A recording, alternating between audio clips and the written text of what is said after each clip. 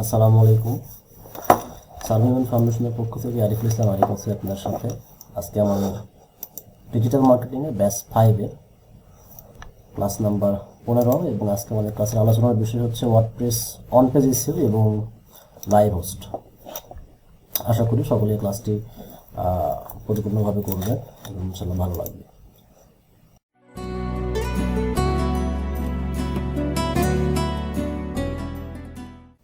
প্রথমেই দু চারটা কথা বলা উচিত, সেটা হচ্ছে যে আপনারা বিগত যে ক্লাসগুলি করেছেন এই ক্লাসগুলিতে লোকাল হোস্ট যে ব্যাপার স্যাপার ছিল সেটা আপনারা দেখেছিলেন, লোকাল হোস্টে কীভাবে জ্যাম সফটওয়্যার ইনস্টল করে আদার্স কাজগুলি করে। কিন্তু আপনি যখন অনলাইনে কাজ করবেন অ্যাজ এ ফ্রিল্যান্সার, আপনাকে কখনো লোকাল হোস্টে কাজ করতে হবে না। সো যাদের মোবাইল ফোন আছে তারাও কাজ করতে পারবে, যাদের কম্পিউটার আছে তারাও কাজ করতে পারবে। তবে মোবাইল ফোনে অন পেজ এসইও কাজটা করা একটু টাফ, সময় সাপেক্ষ, সময় লাগবে বেশি। কারণ বুঝতে পারছেন যে ওয়ার্ডপ্রেস একটা পরিপূর্ণ একটা ড্যাশবোর্ড প্যানেল। এই প্যানেলে মোবাইল ফোনে অসংখ্য অপশনগুলো হাইড হয়ে থাকে, আপনাকে ক্লিক করে করে বের করে আনতে হয়। ট্যাব হলে মোটামুটি সুবিধা, আর যাদের কম্পিউটার আছে তারা তো অবশ্যই পারবেন। সো আমরা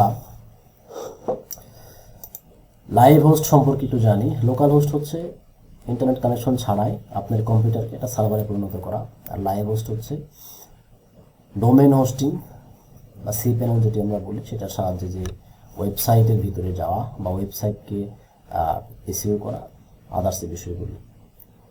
তো যখন আপনি অন পেজ এসইও কাজ পাবেন বা ক্লায়েন্ট আপনাকে নক করবে, ক্লায়েন্ট আপনাকে দুইটা বিষয় দিলেই আপনি কাজ করতে পারবেন। একটা হচ্ছে তার ওয়েবসাইটে ভেতরে ঢোকার জন্য একটা ইউজার নেম, আর হচ্ছে একটা পাসওয়ার্ড। এই দুটা বিষয় হলেই আপনি ঢুকতে পারবেন যে কারো ওয়েবসাইটে। যেমন আপনাকে যদি আমি আমার ফেসবুকের আইডি এবং পাসওয়ার্ড দিই, তাহলে কিন্তু আপনি আমার ফেসবুক অ্যাকাউন্টে লগ ইন করতে পারবেন। জাস্ট ক্লায়েন্ট আপনাকে এই দুটা বিষয় দিবে, সেই ক্ষেত্রে আপনার কোনো জ্যাম্প লাগবে না, কোনো আদার্স কোনো বিষয় লাগবে না। এখানে আরও সিস্টেম হয় দুইটা। এক, অনেক ক্লায়েন্ট থাকে যাদের ওয়েবসাইট সেট আপ করা থাকে না, আবার অনেক ক্লায়েন্ট থাকে যাদের আগের থেকে ওয়েবসাইট আছে, বিভিন্ন কন্টেন্টও আছে। যাদের ওয়েবসাইট সেট আপ করা নাই, তার মানে বুঝতে হবে তারা এখনও তাদের ওয়েব পেজে কোনো কন্টেন্ট রাখে নাই, ওয়েবসাইটই নাই। আপনাকে নতুন করে ওয়েবসাইটটা সেট আপ করতে হবে, তারপরে তারা কন্টেন্ট লেখা শুরু করবে, দেন আপনাকে এসইও করতে দিবে। আর যাদের ওয়েবসাইট অলরেডি আছে, যদি সেটা ওয়ার্ডপ্রেসের হয়, সেক্ষেত্রে বুঝতে হবে তাদের ওয়েবসাইটে কন্টেন্ট আছে, কোনো পেজ আছে, পোস্ট আছে, সেইগুলোকে আপনাকে র্যাঙ্কে নিয়ে আসতে হবে বা সেইগুলোর এসইও করতে হবে। তাহলে যদি ওয়েবসাইট থাকে, আপনাকে ওয়েবসাইট সেট আপ করা ঝামেলাও করতে হবে না, সরাসরি ব্যাকএন্ডে ঢুকবেন, ঢুকে অন পেজের কাজ করবেন। আর যদি ওয়েবসাইট সেট আপ করা না থাকে, এই কাজটুকু আপনাকে করতে হবে, জাস্ট 5 মিনিট সময় লাগবে। মনে করলাম আপনার ওয়েবসাইট নাই বা আপনার ক্লায়েন্টের ওয়েবসাইট নাই, অথবা আপনি প্র্যাকটিস করার জন্য ডোমেন হোস্টিং কিনে নিয়েছেন, শুরু থেকে যেন আপনি কাজটা করতে পারেন লাইভ হোস্টে, এটা দেখার জন্য। আচ্ছা, আমি বিষয়গুলো দেখাই। আপনারা কি সবাই ডোমেইন এবং হোস্টিং সম্পর্কে মোটামুটি আইডিয়া জানেন তো না? ডোমেইন বলতে আসলে কি বোঝায় আর হোস্টিং বলতে কি বোঝায়, এটা জানি কি না সবাই? আমার ধারণা এটা আপনারা জানেন, ডোমেইন এবং হোস্টিং সম্পর্কে। ওকে, জানেন, থ্যাংক ইউ। যদি জেনে থাকি তাহলে আমি বলি যে ডোমেইন তো নাম, এটা সবাই জানি, আর হোস্টিং হচ্ছে একটা মেমোরি বা জায়গা।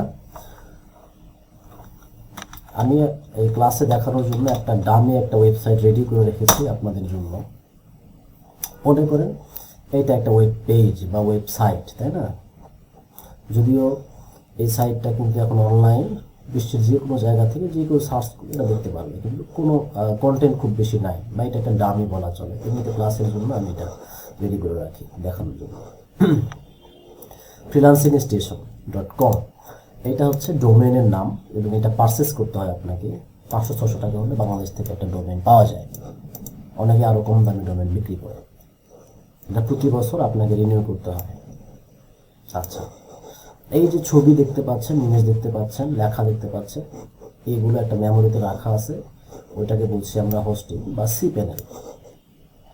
ডোমেইনের নামের শেষে স্ল্যাশ দিয়ে সি প্যানেল লিখতে হয়। এই জায়গাটাও কিনে নিতে হয় মেমোরির মতো। যাদের কাছ থেকে আপনি কিনে নেবেন তারা আপনাকে একটা ইউজার নেম দিবে আর একটা পাসওয়ার্ড দিবে। ওই ইউজার নেম আর পাসওয়ার্ড দিয়ে আপনি যুক্ত হতে পারবেন, এটি সি প্যানেলে ঢুকতে পারবেন। এটা হচ্ছে আমার ইউজার নেম, এটা হচ্ছে পাসওয়ার্ড। তো এটা আমি সেভ করে রেখেছি। এখানে আমি লগ ইনে ক্লিক করলাম। লগ ইনে ক্লিক করার পরে দেখেন লগ ইন হয়ে গেল, এবং এটাকে বলা হচ্ছে অ্যাকচুয়ালি সি প্যানেল। এটা কিন্তু ওয়েবসাইটের ব্যাকএন্ড না, এটাকে বলা হচ্ছে সি প্যানেল। যে আপনার ফাইলগুলো যেখানে থাকবে সেই ফাইলগুলোর একটা ড্যাশবোর্ড বা প্যানেল বলা হয়। এইখান থেকে আপনি পুরো অনেক কিছু বিষয় আছে কন্ট্রোল করতে পারবেন। এবং দেখেন এখানে অনেকগুলো সফটওয়্যার দেওয়া আছে, সিএমএল দেওয়া আছে। আচ্ছা, এই সি প্যানেলটার অ্যাক্সেস আপনাকে ক্লায়েন্ট দিবে যদি তার ওয়েবসাইট সেট আপ করা না থাকে তাহলে। আর যদি তার ওয়েবসাইট সেট আপ করা থাকে এইটার অ্যাক্সেস আপনার লাগে না, সাধারণত লাগে না। দু একটা ইমার্জেন্সি কেসে এটার অ্যাক্সেস লাগতে পারে, তখন ক্লায়েন্টকে বলতে হবে যে তোমার ওই সি প্যানেলে একটা কাজ করতে হবে, তুমি আমাকে অ্যাক্সেসটা দাও। তখন উনি যে তার সি প্যানেলের অ্যাক্সেসটাও দিয়ে দিবে। ওকে, এইখানে এসে অনেক কিছুই আছে, যদিও সি প্যানেল নিয়ে পৃথক ক্লাস করানো পসিবল, এত কিছু না জেনে আপনাকে কয়েকটা বিষয় চিনতে হবে। সি প্যানেলে একটা জায়গা থাকে, নাম হচ্ছে ফাইল ম্যানেজার। এটা মেমোরি কার্ড, যেখানে আপনি ফাইল রাখবেন। ওকে, একটা জায়গা আপনার দেখলেন। আর একটা বিষয় আপনাকে খবর রাখতে হবে, সেটা হচ্ছে এখানে ওয়ার্ডপ্রেস আছে কিনা, এই যে। অথবা এই যে সার্চ বার আছে বাইরে, এই সার্চ বারে একটা ক্লিক করে লেখেন এখানে সফটাকুলাস, SOFT, সফটাকুলাস অ্যাপ ইনস্টলার লিখলে এই যে সফটাকুলাস ওয়ার্ডপ্রেস চলে আসবে, এখানে লিখতে পারবেন। অথবা আপনি যদি সরাসরি ওয়ার্ডপ্রেস লেখেন তা ওয়ার্ডপ্রেস চলে আসবে, ওয়ার্ডপ্রেস, এই যে ওয়ার্ডপ্রেস ম্যানেজার। ঠিক আছে, যাই হোক আমি একদম নিচের দিকে চলে আসলাম। আমি দেখাচ্ছি সি প্যানেল থেকে একটা ওয়েবসাইট ইনস্টল করা। ওয়ার্ডপ্রেসে ক্লিক করলাম। ওয়ার্ডপ্রেস সম্পর্কেও জানি আপনাদের ধারণা রয়েছে যে কীভাবে ওয়ার্ডপ্রেস ডাউনলোড করতে হয়, লোকাল হোস্টে সেট আপ করতে হয়, বা ওয়ার্ডপ্রেস আসলে কি, এগুলো আপনারা জানেন। এখান থেকে আমরা ওয়ার্ডপ্রেস সরাসরি ইনস্টল করব। এই দেখেন নিচের দিকেও আসছে, অনেকগুলো থাকবে। একটা বিষয় দেখেন, এগুলো হচ্ছে আপনার অলরেডি সি প্যানেলে যদি বিভিন্ন ওয়েবসাইট সেট আপ করা থাকে সেগুলো। আমি যেমন DM3-তে একটা ওয়েবসাইট রেখেছি, DM4-এ একটা রেখেছি, আজকে DM5 আপনারা সেটা রাখবো ওয়ার্ডপ্রেস সফটওয়্যার। তো আমি করলাম ইনস্টলে ক্লিক দিলাম। ইনস্টলে ক্লিক করার পরে প্রথম ধাপ হচ্ছে এরকম যে HTTPS এটা রাখবো। যদি আপনার ওয়েবসাইটটা সিকিউর হয়, SSL থাকে। SSL বলতে এই যে বাম পাশে দেখেন চাবি তালা একটা আছে, এটা যদি লক করা থাকে তাহলে বুঝতে হবে আপনার এটা HTTPS, যদি লক করা না থাকে তাহলে বুঝতে হবে HTTP। আমারটা যেহেতু লক করা আছে তালা চাবি, HTTPS হবে। এটা হচ্ছে আমার সাইটের রুট ডোমেইন, সাইটের হচ্ছে রুট ডোমেইন, আর এটা হচ্ছে ফোল্ডারের নাম। এখন আমার দেখেন এই কথাটা একটু ভালো করে বুঝতে হবে। freelancingstation.com এটাতে অলরেডি একটা সাইট আছে, অলরেডি একটা সাইট এখানে আছে। এটা কি আমার মেইন ডোমেইন। আমি যদি এই ঘরটাকে ফাঁকা রাখি, ফাঁকা রেখে যদি আমি এটা ইনস্টল করি, তাহলে আমার এই সাইটটা রিমুভ হয়ে যাবে। এখন যেটা আপনারা দেখতে পাচ্ছেন বাংলা লেখা আছে, এটা রিমুভ হয়ে এইখানে বসে যাবে। তো আমি চাচ্ছি না এটা রিমুভ হোক, এটা থাকুক। আমি আদার্স একটা জায়গাতে এটাকে সেট আপ করে ফেলবো, সেটা নাম দিচ্ছি আমি হচ্ছে DM5। আপনার যদি মেন ডোমেইন হয় এই ঘরটা ফাঁকাই থাকবে, ঠিক আছে, এই ঘর ফাঁকা থাকবে। এখান থেকে আমরা PHP যেটা ওয়ার্ডপ্রেসের ভার্সন যেটা সেটা সিলেকশন করে নেব, এটা নর্মালি দেওয়া থাকে। এখানে আমরা সাইটে একটা নাম দিব, নাম দিলাম হচ্ছে আমার on page SEO master training, এটা দিলাম। সাইট ডেসক্রিপশন এটা দিলাম। এইগুলো আপনার ক্লায়েন্ট আপনাকে দিতে পারে। যদি তার ওয়েবসাইটটা ইনস্টল করা আপনার কাজ হয় সেই ক্ষেত্রে।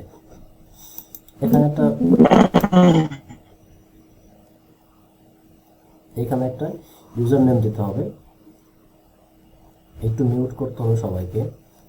ইউজার নেমের জায়গাতে আমি হচ্ছে অ্যাডমিনে রাখলাম, আর পাসওয়ার্ডটা আমি একটু স্ট্রং পাসওয়ার্ড দিয়ে রাখি।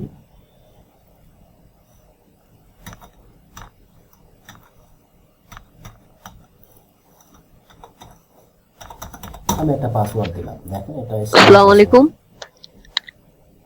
ওয়ালাইকুম আসসালাম।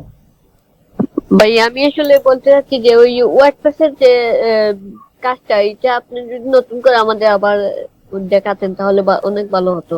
আমি নতুন করে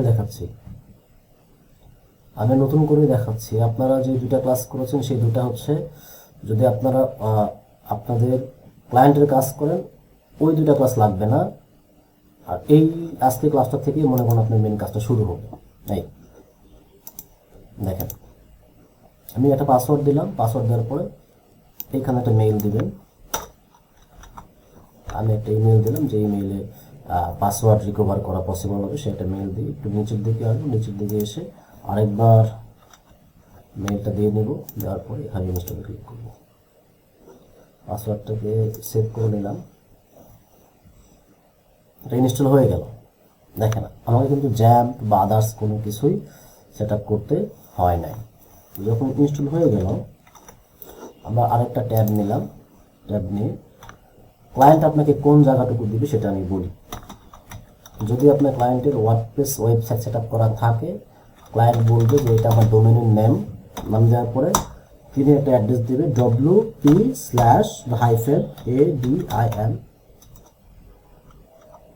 wp/admin এই একটা লিঙ্ক দিবে আপনাকে, দিয়ে বলবে যে এই লিঙ্কে যাওয়ার পরে বলবে একটা পাসওয়ার্ড দিতে আর একটা ইউজার নেম দিতে। আমি যেহেতু লগ ইন করাই আছি, যেটা অটোমেটিক লগ ইন হয়ে গেছে আর কি। তো আমাদের ওয়েবসাইট কিন্তু এটা না, ঠিক আছে? আমাদের ওয়েবসাইটটা ছিল এইরকম https://station.com/dm5 লেখা ছিল, এটা একটা ফোল্ডারের নাম আর কি। তারপরে wp-admin। এইবার দেখেন কিছুক্ষণ আগে আমরা যে ইউজার দিলাম সেই ইউজারটা দিতে হবে এখানে, দেওয়ার পরে একটা পাসওয়ার্ড দিতে হবে, যেটা আমি একটু আগে দিলাম। পাসওয়ার্ডটা দেবো, এইটুকু আপনাকে ক্লায়েন্ট দিবে, একটা লিঙ্ক দিবে আর এটা ইউজার দিবে আর এই পাসওয়ার্ডটা দেবে, দিয়ে গুগল জাভা সাইটে কাজ করে দেন। যখন আপনি সাইডে চলে যাবেন তখন দেখতে পারবেন যে এইরকম ড্যাশবোর্ড, যেটা আপনারা জ্যাম্পে করেছিলেন অনেক কষ্ট করে। আমি উপরে যে জিনিসগুলো আছে এগুলো একটু ক্লিন করে ফেলি, সবগুলোকে মুছে দিলাম, জাস্ট একটা ক্লিন একটা ড্যাশবোর্ড রেখে দিলাম। এখানে জানেন যে আপনারা থিম আছে, প্লাগইন আছে, এখানে পোস্ট করা যায়। এই আশা করি এই অপশনগুলো আপনারা দেখেছেন, তাই না? দেখেন এগুলো যে পোস্ট কি, তারপরে পোস্ট কীভাবে করে, পেজ কীভাবে তৈরি করে, দেখেছেন এগুলো?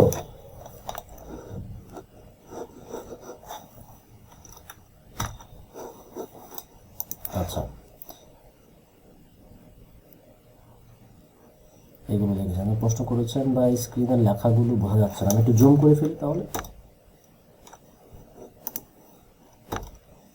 এখন কি বোঝা যাচ্ছে?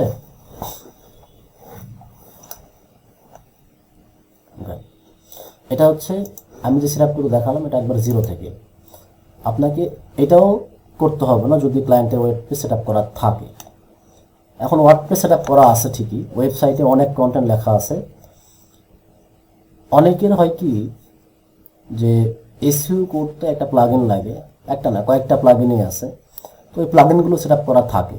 যদি সেটআপ করা থাকে ওই কাজটাও আপনাকে আর করতে হবে না, আর যদি সেটআপ করা না থাকে অতটুকু কাজ আপনাকে 2 মিনিটে করতে হবে। তো আমরা একটা প্লাগইন সেটআপ করব ওয়ার্ডপ্রেস এসইওর জন্য। ওয়ার্ল্ডের সবচেয়ে বিখ্যাত একটা প্লাগইন হচ্ছে ইউজড এসইও, আপনারা মনে নাম শুনেছেন, YOAST, ইউজড এসইও লিখে যখন আপনি সার্চ করবেন, যে প্রথমেই লেখা থাকবে যে ইউজড এসইও, এইরকম একটা চিহ্ন আছে, ওয়াই, রেড, ইয়েলো, গ্রিন, এটাকে বলা হয় প্লাগইন। এটা আমরা কোথায় পেলাম? প্লাগইন থেকে অ্যাড নিউ থেকে এখানে ইনস্টল নাও। এটাকে আমি ইনস্টল দিলাম। এটা নেট স্পিডের উপরে ডিপেন্ড করবে, একটু সময় লাগে। দেখতে পাচ্ছেন এখানে 5 মিলিয়ন অ্যাক্টিভ ইনস্টলেশন আছে এখনো। মানে এই মুহূর্তে 50 লাখেরও বেশি ওয়ার্ডপ্রেস ওয়েবসাইটে এই প্লাগইনটা আছে এসইও করার জন্য। আরও অনেকগুলো এসইও প্লাগইন আছে, তার মধ্যে ইউএসটি এসইও একটা বেস্ট, তারপরে আছে all in one, then Rank Math. আমি পার্সোনালি এটা ব্যবহার করেছি, র্যাঙ্ক ম্যাথ এটা ব্যবহার করেছি, এটা ব্যবহার করেছি। আমি অনেকগুলো প্লাগইনের কাজ পারি। তবে একটা প্লাগইনের কাজ শিখলে আপনি বাকি দুনিয়াতে যত এসইও প্লাগইন আছে সবার কাজই করতে পারবেন, যদি ইউএসটি এসইওটা শিখেন। এটা ইনস্টল হয়ে গেলে আমি এটাকে অ্যাক্টিভ করে দিই। অ্যাক্টিভ করে ফেললাম, দেখেন এটা অ্যাক্টিভ হলো। এটা প্লাগইনের জন্য একটা জায়গা থাকে এক্সট্রা, যেখান থেকে আপনি দেখতে পারবেন যে কয়টা প্লাগইন আছে আপনার। প্লাগইন হচ্ছে ছোট্ট ছোট্ট সফটওয়্যার। আমরা যেমন ব্রাউজারে এক্সটেনশন ব্যবহার করছি না, বিভিন্ন কাজের জন্য বিভিন্ন সময় বিভিন্ন প্লাগইন এক্সটেনশন ইউজ করছি, ওই রকম প্লাগইনগুলো হচ্ছে ছোটো ছোটো সফটওয়্যার, আপনার কাজকে সহজ করবে। আমি এই দুইটা আমার প্রয়োজন নাই, আমি দুটোকে সিলেক্ট করলাম, বাল্ক অ্যাকশন থেকে ডিলিট, অ্যাপ্লাই। ওই দুইটা আমার ডিলিট হয়ে গেল, আমার একটা প্লাগইন থাকলো। এটা আমার কাজ করতে হবে একটু। এটা আমার ইউজড এসইও প্লাগইনটা সেটআপ হলো কেন? আমি এসইও একটা সফটওয়্যারের মাধ্যমেই করব, এই জন্য। ওকে, এসইও লেখা আছে নিচের দিকে বাম পাশে, ক্লিক করেন। ক্লিক করে প্রথমে লেখা আছে গেট স্টার্টেড কুইকলি, আপনাকে শুরু করতে বলছে। তো এখানে ক্লিক করে শুরু করব আমরা। শুরু করার জন্য আপনাকে কিছু কনফিগারেশন করতে হবে। স্টার্ট ওয়ার্কআউট, এখানে এটা হচ্ছে আবার নতুন সিস্টেম করেছে আপডেট দেওয়ার পরে। এর আগে কিন্তু এমন ছিল না, এটা আরেকটা পেজে নিয়ে যেত, সেখানে গিয়ে আপনাকে সিলেক্ট করতে হতো। যাই হোক, কিছু কিছু অপশন তারা বলতেছে এখানে, দেখি আমরা কি option. Configure USTC with optimal SEO settings for your site. আমার সাইট সম্পর্কে কিছু তথ্য তারা নেবে। বলতেছে এটা কিসের সাইট? পার্সন নাকি প্রতিষ্ঠান? আমি মনে করলাম এটা প্রতিষ্ঠান। প্রতিষ্ঠানটার নাম দিলাম হচ্ছে ফ্রিল্যান্সিং স্টেশন। এই কাজগুলো আপনাকে করা নাও লাগতে পারে, যদি সেট আপ করা থাকে সেই ক্ষেত্রে। তারপর একটা ইমেজ দিতে বলতেছে, লোগো। এগুলো চায় অনেক সময় অন পেজ এসইওর ক্ষেত্রে, এগুলো কি আপনার লাগবে সাইটটাকে গুগল করতে। যখন ইন্ডেক্স করবে তখন এই অপশনগুলো সে দেখতে চায়। আমার একটা লোগো দিয়ে রাখি আমি আপাতত, সাবমিটটা দিয়ে রাখলাম। আচ্ছা, লোগো দিয়ে রাখলাম, লোগোটা আপলোড হলো। এখানে কিছু কাজ আছে, এটা আমরা পরে দেখবো। সিলেক্ট, আমাদের লোগোটা সেটা হয়ে গেল। সাইটে ট্যাগলাইন আছে। সোশ্যাল প্রোফাইল থাকলে আপনারা দিতে পারেন। সোশ্যাল প্রোফাইল বলতে ফেসবুক পেজ বা আদার্স যেগুলো চেয়েছে, এইগুলো দিলে হয় কি, আপনার কাছে যত তথ্য আপনি গুগলকে দেখাতে পারবেন তত বেশি আপনার সাইটটা র্যাঙ্কে আসবে। একটা বিষয় এটাকে বলা র্যাঙ্কিং ফ্যাক্টর, সরি। আচ্ছা, টুইটার অ্যাড্রেসটা দিতে পারবেন, ইনস্টাগ্রামের অ্যাড্রেস, লিঙ্কডইনের অ্যাড্রেস, আদার্স যা কিছু আছে আর কি সবগুলো দিতে পারবেন। তারপরে সেভ কন্টিনিউ দেন। সেভ কন্টিনিউ দিলাম। পরে বলতেছে এটা যে help us improve used SEO, can we collect anonymous information about your website and how you use it। তারা কিছু ডেটা আপনার সাইট থেকে নেবে আর কি। এটা যদি আপনি ইউজ করে রাখেন তো নিতে পারবে, নো রেখে রাখলে নিতে পারবে না। Save continue. উপরে একটা ছিল মানে সেভ করার জন্য, এগুলো সব সেভ করে বলে আসবেন আপনারা। নিচে এসে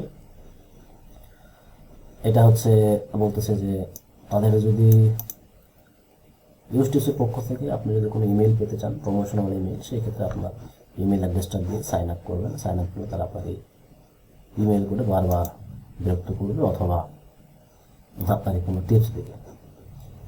আচ্ছা, তারপরে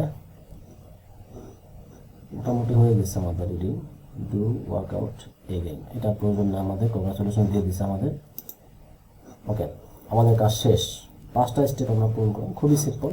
এটা আরও জটিল প্রক্রিয়া ছিল, এটা আজকেই মেবি এটা আমি দেখলাম আপডেট করছে। আমাদের মোটামুটি একটা কাজ শেষ হয়ে গেছে। ইউএসটিসিও সফটওয়্যারটা আমরা ডাউনলোড করছি, ইনস্টল করেছি। ইনস্টল করার পরে এটা আমরা সেট আপটা করে ফেলছি। এখন কাজ হচ্ছে আমাদের একটা পোস্ট করতে হবে। পোস্ট করব আমরা। এটা একটা পোস্ট ডিফল্টভাবে দেওয়া আছে। তার আগে একটু দেখে আসি আমাদের ওয়েবসাইটটা দেখতে আসলে কেমন হয়েছে। এতক্ষণ যে ওয়েবসাইটটা আমরা সেট আপ দিলাম পোস্ট, এটা দেখতে কেমন হলো। আপনি ক্লিক করে এখানে ক্লিক করে দেখেন, এটা হচ্ছে আমাদের ওয়েবসাইট। খুবই নর্মাল একটা ওয়েবসাইট হয়েছে। এটা কোনো ডিজাইন করা হয় নাই, কোনো যেমন আমাদের যেই এটা তো একটু ডিজাইন আছে। এটা একটু ডিপেন্ড করে আপনি কীভাবে ওয়েবসাইটটা মেক করছেন, কোন থিম ব্যবহার করছেন সেগুলোর উপরে। তো ধরলাম যে আপনাদের ওয়েবসাইটটা কমপ্লিট হয়ে গেছে, অনেক সুন্দর গর্জিয়াস একটা ওয়েবসাইট। এটা হচ্ছে একটা পোস্ট, হ্যালো ওয়ার্ল্ড লেখা আছে। যেখানে আমি ক্লিক করি, এই পোস্টের শিরোনাম এটা, আর এগুলা পোস্টের বিস্তারিত লেখা। এখানে একটা কমেন্টও আছে, আপনিও চাইলে এখানে কমেন্ট করতে পারেন। তো চাইলে এখানে কমেন্ট করতে পারেন, পোস্ট কমেন্ট। এই কমেন্টটা কিন্তু পোস্ট হয়ে গেল। আপনি চাইলে এখানে রিপ্লাইও করতে পারেন। এই কমেন্টগুলো ব্যাকএন্ড থেকে এডিট করতে পারেন। আপনার ওয়েবসাইটে কেউ সে কমেন্ট করেছে, আপনার পছন্দ হয় নাই, তার কমেন্টটাকে আপনি এডিট করে আপনার মতো করে পাবলিশ করতে পারবেন। মজার বিষয় আছে। যাই হোক, আমরা একটা পোস্ট করি। আমি দেখানোর জন্য একটা দামি একটা পোস্ট করবো। তার মধ্যে লরেন ইপসামে যাব কিছু লেখা নিয়ে আসার জন্য। লরেন ইপসাম, এটা হচ্ছে ডেমো লেখা নিয়ে আসার জন্য একটা সুন্দর একটা ওয়েব পেজ, ওয়েবসাইট যেটাই বলেন। কিছু লেখা আমি এখান থেকে কপি করলাম, কিংবা এতটুকু কপি করলাম। অবশ্যই এই পোস্টটাও কিন্তু আপনাকে করতে হবে না, কারণ ক্লায়েন্ট যেহেতু অন পেজ এসিও করতে দিবে, তার মানে হচ্ছে ক্লায়েন্টের ওয়েবসাইটে অলরেডি অনেকগুলো পোস্ট করা আছে, তার অনেকগুলো পেজ আছে। যারা পোস্টের এসিও করতে পারবেন তারা পেজের এসিও একইভাবে করতে পারবেন। আচ্ছা, পোস্ট অপশন থেকে অ্যাড নিয়ে ক্লিক করব। অ্যাড নিয়ে ক্লিক করার পরে এগুলো কিছু আসতেছে, টিপস দেখতে পারেন, না দেখলে করে দিবেন। এখানে পোস্টের একটা শিরোনাম দিব। পোস্টের শিরোনাম লিখবো এখানে হাউ টু, লিখবো এখানে হচ্ছে আমি সুন্দর যেটা দিয়ে বোঝাতে সুবিধা হবে আমি সেই রকম একটা ট্যাগলাইন দিই আর কি।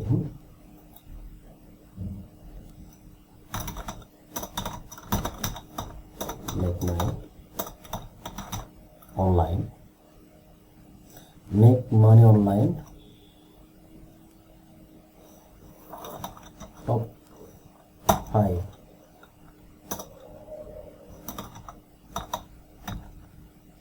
গাইড ফর গাইড দিলাম ইন 2022। মনে করুন এটা একটা পোস্ট, এটা পোস্টের শিরোনাম। আমি আগে বলছি এই কাজটা কিন্তু আপনাকে করতে হবে না। হ্যাঁ, যদি ক্লায়েন্টে এটা পোস্ট করা থাকে আপনাকে এই কাজটুকু করতে হবে না। এখানে টাইপ চুজ এ ব্লক, আমি যে লেখাটুকু ছিল সেটা পেস্ট করে দিলাম। পেস্ট করে দেওয়ার পরে ধরলাম এটা পোস্ট লিখেছেন আপনি বাংলা অথবা ইংরেজি যে কোনো ভাষায় আপনি পোস্ট লিখলেন। লেখার পরে পাবলিশ লেখা আছে, পাবলিশের মধ্যে ক্লিক করলাম, আরেকটা ক্লিক করলাম, এই পোস্টটা পাবলিশ হলো। আমরা এই পোস্টটাকে দেখে আসবো। দেখেন, এইটা হচ্ছে আমাদের ওয়েবসাইটের পোস্ট, এটা মাত্র দেখলাম। আপনারা যদি এই লিঙ্কে ভিজিট করেন এটা কিন্তু আপনারা দেখতে পারবেন। আমি যদি জুমের চ্যাট বক্সের লিঙ্কটা দিয়ে দিই, এই পোস্ট কিন্তু আপনারা দেখতে পারবেন।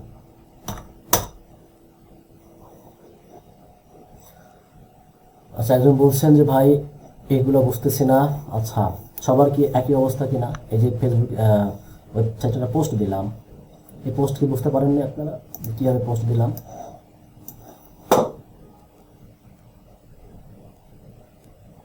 একজন বলছেন জটিল, একজন বলছেন বুঝতেছি। মাত্র দুজন মনে হয় আপনারা শুধু মনোযোগ দিয়ে আছেন, বাকিগুলো কোনো রেসপন্স নাই। যারা যারা বোঝেন তারা একটু হ্যান্ড রেজ করেন।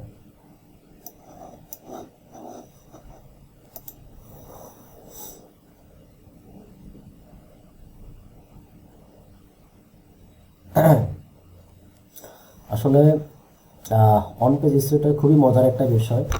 বিষয়টা কি, একটু সফটলি নিতে হবে। সফটলি নেন। আমি কিছুই করিনি এখন পর্যন্ত, শুধুমাত্র কি করলাম, ওয়েবসাইটে গেলাম, এটা পোস্ট করলাম। এই কাজটুকু আপনাকে করতে হবে না। মোস্ট অফ দি কেস 99% কেসে এই কাজটুকু আপনাকে করতে হবে না। এগুলো ক্লায়েন্টের ওয়েব পেজে থাকে অলরেডি, এগুলো সব দেওয়াই থাকে। বুঝতে পেরেছেন? তো আমি এটা কেন দেখালাম, আপনি যদি নিজে যদি কোনোদিন কোনো ওয়েবসাইট রেডি করেন তাহলে যেন এতটুকু কাজ করতে পারেন। এটা ওয়ার্ডপ্রেস কীভাবে সেট আপ করতে হয় ওয়েবসাইট cPanel থেকে, সেটাকে ওয়ার্ডপ্রেস ইনস্টল করে ওইখানে একটা প্লাগইন সেট আপ করে একটা পোস্ট কীভাবে করতে হয় এটা দেখাই দিলাম। আমার এইগুলো অনলাইনে অসংখ্য আছে ভিডিও, যে কোনো একটা ভিডিও যদি আপনি দেখে নেন বাংলা ইংরেজিতে, পুরো ওয়েবসাইট মেক করে আপনাকে দেখাই দেবে। এটা কোনো জটিল বিষয় না, যদি একটু ঠান্ডা মাথা চিন্তা করেন। ওকে, এখন দেখেন এটা আমাদের পোস্ট হয়ে গেছে। ধরলাম যে ক্লায়েন্টের ওয়েবসাইটে এরকম অনেকগুলো পোস্ট আছে, 20টা 25টা 30টা অসংখ্য পেজ আছে। আপনার যদি এই কাজটা দিয়ে দেয় ক্লায়েন্ট, তার ওয়েব পেজের ভিতরে ঢোকার পরে আপনাকে দেখতে হবে তিনি আসলে কি চায়। যখন ক্লায়েন্টের সাথে ডিল করবেন এই অন পেজ এসইও নিয়ে, প্রথম প্রশ্ন হবে এটা যে আপনি কিসের এসইও করাবেন, পেজের নাকি পোস্টের? আমরা পেজ বলতে বুঝি এইটা একটা ওয়েবসাইটের পেজ। এই দেখেন, এইটা আমি যেটা দেখাচ্ছি এটা একটা পেজ, পুরো একটা পেজ। এখানে অ্যাবাউট আস পেজ আছে, কন্ট্যাক্ট আস পেজ আছে, সার্ভিস পেজ আছে, সবগুলো পেজ। আর যদি বলি পোস্ট, এই যে এইটা একটা পোস্ট, দেখেন ফেসবুকের মতো আমাদের পোস্ট করি, এটা একটা পোস্ট। আবার এসইও নিয়ে 3টা পোস্ট করা আছে, প্রত্যেকটা পোস্টে ক্লিক করলে কি আবার বিস্তারিত দেখতে পারবেন। এখন কথা হচ্ছে, প্রথমে প্রশ্ন কী হবে ক্লায়েন্টের সাথে, যে আপনি কিসের এসইও করাবেন, পেজের নাকি পোস্টের, নাকি পেজ এবং পোস্ট উভয়ের, টোটাল ওয়েবসাইটের? ক্লায়েন্টের উত্তর পেলেন। উত্তর পাওয়ার পরে দেখতে হবে তার ওয়েবসাইটে, তাকে আপনি বলতে পারেন যে আপনার কি প্লাগইনটা সেট আপ করা আছে কিনা, UST SEO plugin set up করা আছে কিনা। আমি ইউএসটি এসইও প্লাগইনে কাজ করি, বা আপনি যে প্লাগইনটা পারবেন সেই প্লাগইনের কথা বলবেন, বা ক্লায়েন্ট যেটা চায় ওই প্লাগইনে আপনি অভ্যস্ত কিনা সেটা শুনতে হবে। এটা জানা শোনার পরেই ক্লায়েন্টের অ্যাক্সেসটা আপনি নেবেন বা অর্ডারটা নেবেন। এটাও বলতে হবে তার বা তিনি আপনাকে আগে হয়তো একটা বলবে যে আপনি আমার ওয়েবসাইটের পোস্টগুলো দেখে আসেন, দেখে এসে একটা আইডিয়া করে দেন। নর্মালি ব্যাকএন্ডে ঢুকে আগে দেখতে হয় তার এসইও করা আছে কি না। এই যে দেখেন, যদি আপনার কোনো এসইও প্লাগইন সেট আপ করা থাকে, এই জায়গাতে লাল দেখাবে অথবা হলুদ দেখাবে অথবা সবুজ দেখাবে। এটা একটা এসইও স্কোর বলা হয়, এটাকে বলা হচ্ছে এসইও স্কোর বা রিডেবিলিটি স্কোর। এখন দেখেন এসইও স্কোরে কোনো চিহ্নই নাই, লাল নাই, তারপরে হচ্ছে সবুজ নাই, হলুদ নাই, কিছুই নাই। এটা হচ্ছে কি রিডেবিলিটি স্কোর, এটা রেড হয়ে আছে। একজন অন পেজ এসইও এক্সপার্ট হিসাবে আপনার কাজ হবে এইগুলোকে গ্রিন করে দেওয়া, সবুজ চিহ্ন করে দেওয়া। আমরা জানি সবুজ চিহ্ন মানে কি, গ্রিন সিগন্যাল, ভালো। অন্ততপক্ষে গ্রিন না করলেও আপনাকে ইয়েলো সাইন পর্যন্ত নিয়ে আসতে হবে। এটা এখন ডিপেন্ড করবে আপনি কতটুকু এক্সপার্ট হলেন তার উপরে, ঠিক আছে?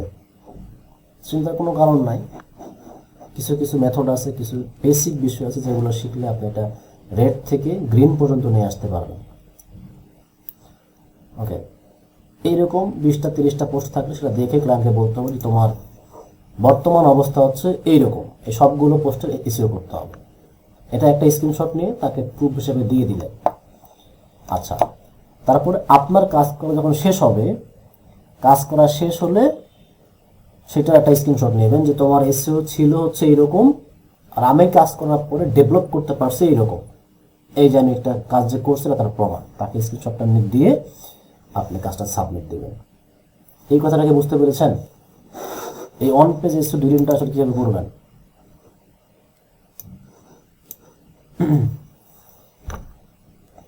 আচ্ছা, বুঝতে পেরেছেন। এখন ধরলাম যে এইরকম অনেকগুলো পোস্ট আছে, সরাসরি ক্লায়েন্ট আপনাকে অ্যাক্সেস দিচ্ছে, এসে দেখতে পেরেছেন এইরকম প্লাগইন সেট আপ করা আছে। আমরা করব কি, এডিটের মধ্যে এটা ক্লিক করবো। এই যে বাম পাশে লেখা আছে এডিট, ক্লিক হিয়ার। এইগুলো পোস্ট। এইখানে আমরা কি কি দেখতে পাচ্ছি একটু যদি খেয়াল করে দেখি, একটা হেডিং আছে আর নিচের দিকে ডান পাশে অনেকগুলো বিষয় লেখা আছে। তো যে কোনো ওয়েব পেজে বা যে কোনো ওয়েবসাইটের অন পেজ এসইও শুরু করা প্রথম ধাপ হচ্ছে পারমালিঙ্ক। মনে রাখবেন, প্রথম ধাপ হচ্ছে পারমালিঙ্ক ঠিক করা। পারমালিঙ্ক বলতে কি বোঝায় সেটা আমি একটু দেখাই। আমাদের যে ওয়েবসাইটটা ছিল সেটা হচ্ছে ওই যে পোস্টটা ছিল কোথায়, এটা আমাদের পোস্ট ছিল। এটা পোস্ট, দেখেন এটা পোস্টের লিঙ্ক কোনটা, এই যে উপরে যে লিঙ্কটা আছে এটা হচ্ছে আমাদের পোস্টের লিঙ্ক। এটা কিন্তু প্রথম কাজ। এই ধাপগুলো মনে রাখলে আপনার অন পেজ এসইও করা শেষ মনে করেন। আমি একটু জুম করে নিলাম। https://freelancingstation.com, তারপরে কি আছে, এটা তো আপনাদের জন্য তৈরি করা ফোল্ডারের নাম, এটা থাকবে না সচরাচর। এটা লেখা থাকবে তারিখ, তারপরে আপনার শিরোনামটুকু থাকবে। আচ্ছা, অনেক সময় এখানে পার্সেন্টেজ দেখতে পারবেন, আদার্স বিভিন্ন সাইন দেখতে পারবেন, ঠিক আছে। এটাকে প্রথমে ঠিক করতে হয়। এটা কীভাবে ঠিক করতে হয়, আমি এইগুলো কেটে দিই। এটা তো আমাদের ক্লায়েন্টের ওয়েবসাইটের ভিতরে যে জায়গাটা, ড্যাশবোর্ডটা, যেখান থেকে আমরা এসইওটা করব। একদম নিচের দিকে আসবেন, লেখা আছে সেটিংস। সেটিংস থেকে লেখা আছে পারমালিঙ্কস। ভালো করে খেয়াল করতে হবে, সেটিংস থেকে পারমালিঙ্কস। এখানে যাই থাকুক না কেন আপনাকে করতে হবে পোস্ট নেম। এটা একটা ধাপ মনে রাখবেন। প্রথম ধাপ হচ্ছে পারমালিঙ্কে এসে পোস্ট নেম সিলেক্ট করতে হবে। সিলেক্ট করার পরে সেভ দিবেন। চেঞ্জ কি হয় এটা আমি দেখাচ্ছি এখন। আমি এই পেজটা কারেক্ট রিলোড দিই।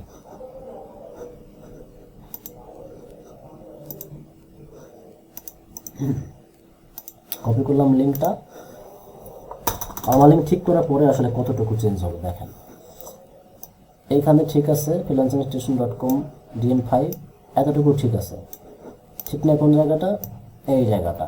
একটা পারমালিঙ্ক ঠিক করার আগে ছিল এরকম, পরে হয়েছে ওটা বাদ দিয়ে। ওটা বাদ দিয়ে যে কোনো ডোমেনের নামের পরে সরাসরি পোস্টের যে শিরোনামটুকু, এটাকে বলা হয় এসইও ফ্রেন্ডলি লিঙ্ক। 1 নম্বর কাজ আমাদের শেষ। এটা কিন্তু স্কোর উঠবে, এটা কিন্তু ওই যে লাল থেকে কিন্তু ধীরে ধীরে কিন্তু ইয়ালো হবে, এটা আমরা দেখব। এবং এই কাজগুলোর কারণেই ওই স্কোরগুলো উঠবে আর কি। আমরা পোস্টের মধ্যে যাব, একটা পোস্টকে এসইও করবো এবার। ওকে, ইউজড এসইও এতটা চমৎকার একটা প্লাগইন, যে প্লাগইনটা আপনাকে বলবে আপনাকে কোথায় কোথায় ঠিক করতে হবে। তারা বলে বলে দিবে আপনাকে কোথায় ঠিক করতে হবে, কোথায় ঠিক করতে হবে না। আমার ভিডিওটাকে আমি হাইড করে দিই। দেখেন, এই যে লেখা আছে এসইওটা রেড, তারপর লেখা আছে হচ্ছে রিডেবিলিটি, অনেক কিছু দেওয়া আছে। আচ্ছা, আমরা একটু নিচের দিকে আসলে দেখতে পারবো লেখা আছে এসইও অ্যানালাইসিস। এসইও অ্যানালাইসিস, এটা কিন্তু আসতেছে আমরা যে ইউজড এসইও সেট আপ করছি ওই সফটওয়্যারটা এগুলো ক্যাচ করতেছে। হ্যাঁ, উপরে যে পোস্ট আছে এই পোস্টকে তারা অ্যানালাইসিস করছে, বিশ্লেষণ করে তারা দেখাচ্ছে এটা। এসইও অ্যানালাইসিসে যখন আমি ক্লিক করব, আমি দেখতে পারবো যে আমার এই পোস্টের মধ্যে কি কি ভুল আছে। ধরলাম এইটা আপনার ক্লায়েন্টের পোস্ট, এইগুলো রেড মার্ক হয়ে আছে, এই রেড মার্কগুলোকে সলিউশন করতে হবে, সলভ করতে হবে আপনাকে। ধাপে ধাপে আমরা সলভ করব। আচ্ছা, এবং সলভ তো করবই, আপনাকে সব বুঝতে হবে যে কোনটার মানে কি। সরি, আমি একটু মিউট করে রাখি। হ্যাঁ, আসলে ডিস্টার্ব হয়ে যায়। দেখেন,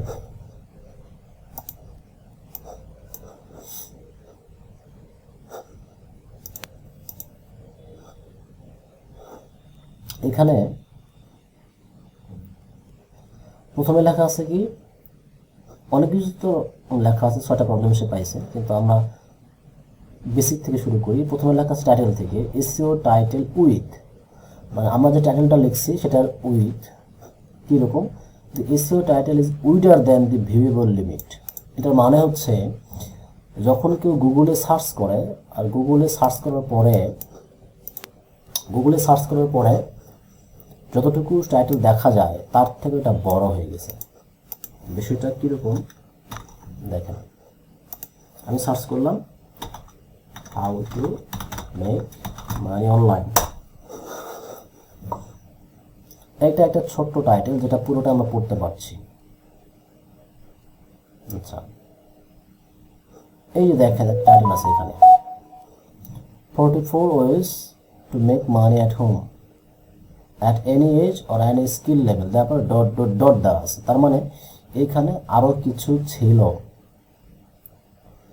আবার এইখানে দেখেন +5 তারপর ডট ডট ডট দেওয়া আছে, এখানে আরো কিছু ছিল। তার মানে এই টাইটেলটা পরিপূর্ণভাবে দেখা যাচ্ছে না, কিন্তু এটা দেখেন সম্পূর্ণ টাইটেলটুকু দেখা যাচ্ছে। তার মানে এটা টাইটেলটা লেন্থটা ঠিক আছে, যতটুকু দেখার কথা ভিউ পোর্টে ডিভাইসে ততটুকু দেখাচ্ছে গুগলে। আর আমাদেরটা যেটা হয়েছে কি, এটা অনেক বড় হয়ে গেছে, ওরা সেটা বলছে এটা অনেক বড় হয়ে গেছে। তাহলে আমরা বড়টাকে একটু ছোট করে ফেলি।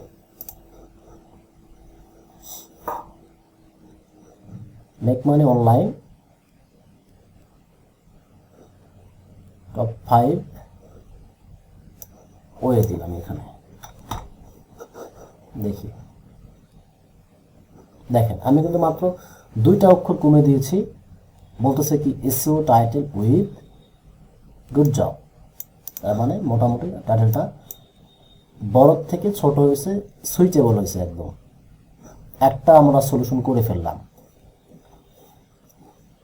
একটা যখনই সলিউশন করে ফেললাম, বলতেছে কি এখানে যে মেটা ডেসক্রিপশন লেন্থ নামে একটা শব্দ আছে, তারপরে আছে কি ফ্রেজ লেন্থ।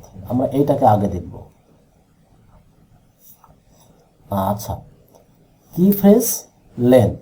এখন দেখেন কি বলতেছে এখানে যে no focus key phrase was set for this page. এই পেজের জন্য কোনো টার্গেট কিওয়ার্ড সেট আপ করা হয় না।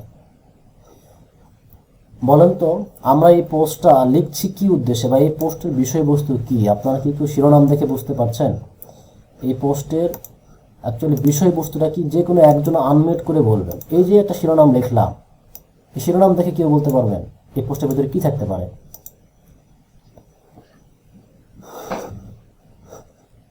এটা কিওয়ার্ড হতে পারে আরিফ ভাই, এটা কিওয়ার্ড হতে পারে মেক মানি অনলাইন, এটুকু from home, make money online from home, অথবা make money online how to make money online. আচ্ছা, এটা হচ্ছে কিওয়ার্ড। ধন্যবাদ ইমদাদ ভাই। এই পোস্টের বিষয়বস্তু হচ্ছে কিভাবে অনলাইনে টাকা উপার্জন করবে, সেটা নিয়ে 5টা গাইড বা 5টি টিপস আর কি, টিপস আমি বলতে পারি। এইখানে কেটে দিলাম, এটা ছোট থাকলো আর কি। 5 ways বা মেক মানি 5 টিপস দেন, 5 পয়েন্টস না দিয়ে 5 টিপস দিলে সুন্দর। ওই 4টা অক্ষরই থাকবে, আমি চাচ্ছি এটা ছোট করতে। মেক মানি অনলাইন টপ 5 দিলে, আচ্ছা এই সালটাকে বাদ দিলাম, তাহলে ছোট হয়ে যাবে আর কি। এবার দেখেন লেন্থটা ঠিক আছে আমাদের। তো কি ফ্রেজ বা ফোকাস কিওয়ার্ড হচ্ছে এই পোস্টের যে আসল কথাটা কি, make money online. Make money online, এটা হচ্ছে আমাদের এই পোস্টের মূল সারমর্ম বা মূল কথা। এটাকে বলছি আমরা ফোকাস কিওয়ার্ড বা কি ফ্রেজ। এইটাকে আমি জাস্ট কপি করছি। আপনার ক্লায়েন্টের পোস্ট দেখে বুঝতে হবে এই পোস্টের মূল সারমর্মটা কি, এটা একটু আপনাকে বুঝতে হবে। যার কারণে আমরা বলি যে বেসিক ইংরেজিটা হলেও জানতে হবে। তো ফোকাস কিওয়ার্ডটা ধরে ফেললাম আমি। ধরে ফেলার পরে এই যে লেখা আছে ফোকাস কিওয়ার্ড, নিচে এসে এইখানে আমি এটাকে বসিয়ে দিব। যখনই ফোকাস কিওয়ার্ডটা বসালাম, সঙ্গে সঙ্গে দেখেন এটা এই রেড থেকে ইয়েলো সাইন হয়ে গেছে বা অরেঞ্জ কালার হয়ে গেছে। এবং যদি আপনি নিচের দিকে আসেন, কয়েকটা গুড সাইন চলে আসছে এবং আরও কয়েকটা বেড়েছে। যাই হোক, ভাঙা গড়ায় জীবন, কমবে কিছুটা বাড়বে। এখন দেখেন এইখানে একটা শব্দ আসছে কি ফ্রেজ ইন স্ল্যাগ। এটা এখনো আপনারা দেখেন নাই। কি ফ্রেজ ইন স্ল্যাক, কিন্তু বলতেছে এটা গুড বা গ্রেট। এটা কিভাবে আসলো এটা আমি দেখাবো। কি ফ্রেজ ইন টাইটেল, আমরা এটা সলিউশন করে ফেলেছি যে আমাদের যে ফোকাস কিওয়ার্ডটা দিলাম এখানে মেক মানি অনলাইন, এটা আমাদের টাইটেলে আছে কিনা, এটা আমাদের টাইটেলে আছে। তারপরে বলতেছে এখানে হচ্ছে প্রিভিয়াসলি ইউজড কি ফ্রেজ, এটা বলছে গুড। এই কি ফ্রেজটা এই ওয়েবসাইটে এর আগে আমরা ব্যবহার করি নাই, যদি ব্যবহার না করে থাকি সেক্ষেত্রে বলছে গুড, ভেরি গুড। আবার বলতেছে যে কি ফ্রেজ লেন্থ, যে ফোকাস কি ফ্রেজটা আমরা ধরলাম এই মাত্র মেক মানি অনলাইন, এটার যে দৈর্ঘ্যটা বা লেন্থটা এটাও বেশ ভালো। আপনি পুরো শিরোনামটা কি ফোকাস কি ফ্রেজ করতে পারবেন না, যে make money online top 5 tips, এই পুরো লাইনটাকে ফোকাস করতে পারবেন না। এখান থেকে জিস্ট যে কথাটা শব্দটা ওটা নিতে হবে আপনাকে, নিলাম। দেখতে পাচ্ছেন লেখা আছে কি ফ্রেজ ইন স্ল্যাগ। এই স্ল্যাগ বলতে বোঝায় এই যে লিঙ্ক ছিল আমাদের, এই যে এই জায়গাটাকে বলছি আমরা স্ল্যাগ। এই লিঙ্কের শেষে বা এই যে ডোমেইনের নামের শেষে পোস্টের যেই শিরোনাম সহ ফোকাস কিওয়ার্ড সহ যে বাকি শব্দটুকু থাকে, এক্সটেনশনটুকু থাকে, ওইটুকুকে বলা হচ্ছে স্ল্যাগ। যদিও এটা আমাদের আগের পোস্ট, কিন্তু এখন যদি আমি এই পোস্টকে আপডেট দিই, আপডেট দিয়ে যদি এটাকে ভিউ করি তাহলে কিন্তু এটা লিঙ্কটা চেঞ্জ। এই যে দেখি, হ্যাঁ মেক মানি অনলাইন, এই যে দেখেন মেক মানি অনলাইন। আচ্ছা এইখানে এবার দেখেন আমাদের হচ্ছে ফোকাস কিওয়ার্ডটা ঠিকই আছে স্ল্যাগের মধ্যে, এই যে make money online top 5 guide দেওয়া আছে এইখানে, এটা আমরা চেঞ্জ করে ফেলি। এই যে স্ল্যাগ দেওয়া আছে এখানে টপ 5 টিপস দিতে পারি, টিপস দিলাম, এটার লিঙ্ক এখন ঠিক হয়ে যাবে। দেখেন আমরা অ্যাকচুয়ালি এই যে এটাকে বলছি স্ল্যাগ। অনেক সময় আপনাকে এটা এরর দেখাবে, এটা যদি এরর দেখায় তাহলে স্ল্যাগের মধ্যে এসে এই ফোকাস কিওয়ার্ডটাকে বসায় দিবেন, এই জায়গাটাতে বসায় দিবেন, স্ল্যাগ যেখানে লেখা আছে এইখানে বসায় দিবেন, তাহলে এটা সলভ হয়ে যাবে। এটা আসছে ওই জায়গা থেকে, যদি না আসে রেড হয়ে থাকে তাহলে বুঝতে হবে আপনার এইখানে ভুল। আচ্ছা এটা আমরা সলভ করে ফেললাম। তারপরে বলছে কি, সব তো বলে দিলাম এটা। এবার আসেন লেখা আছে হচ্ছে মেটা ডেসক্রিপশন লেন্থ। এবার আপনাকে বুঝতে হবে যে মেটা ডেসক্রিপশন কি জিনিস, মেটা ডেসক্রিপশন কি জিনিস এটা আপনাকে আগে বুঝতে হবে। আমি এখানে সার্চ করলাম কি how to make money online, গুগলে সার্চ করার পরে এই পোস্টগুলো আসলো। সেই পোস্টগুলো দেখেন এই জায়গাটাকে বলা হচ্ছে পোস্টের টাইটেল, আর এই যে নিচে যে 2 লাইন 3 লাইন লেখা আছে এইটাকে বলা হচ্ছে মেটা ডেসক্রিপশন। এটা ভালো করে বুঝতে হবে আপনাকে, এটার নাম মেটা ডেসক্রিপশন। এইখানেও আমাদের ফোকাস কিওয়ার্ডটাকে রাখতে হয় এবং এটা একটা দৈর্ঘ্য আছে। অনেক সময় অনেক বড় লিখলে এটা রেড হয়ে যাবে, অনেক সময় ছোট লিখলে আবার রেড হয়ে যাবে। তো একটা মিডিয়াম দৈর্ঘ্যের আপনাকে এই মেটা ডেসক্রিপশনটা লিখতে হয়। এখন ক্লায়েন্টের ওয়েবসাইটে আপনি কীভাবে এটা লিখবেন, যেহেতু আপনি ইংরেজি অল্প স্বল্প হলে বুঝতে পেরেছেন, ফোকাস কিওয়ার্ডটা আপনি ধরতে পেরেছেন, ওই পোস্টের মধ্যে থেকে সবচেয়ে মোস্ট ইম্পর্টেন্ট 2 লাইন, 2 থেকে 3 লাইন বা 1 লাইন কপি করবেন। কপি করে এই যে মেটা ডেসক্রিপশন লেখা আছে এইখানে বসায় দেবেন। আচ্ছা এমডি সজীব ইসলাম ভাই, আমার স্ক্রিনে ড্র করে আসলে আপনি খুব বেশি দূর লাভ করতে পারবেন না আমার যতটুকু মনে হয়।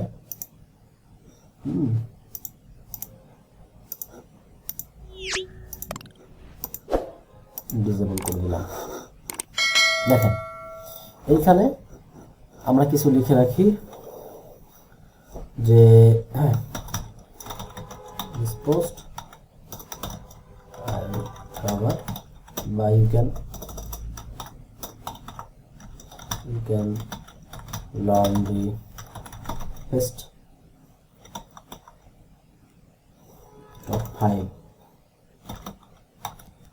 tips to make money online from home and anywhere. কিছু একটা লিখলাম।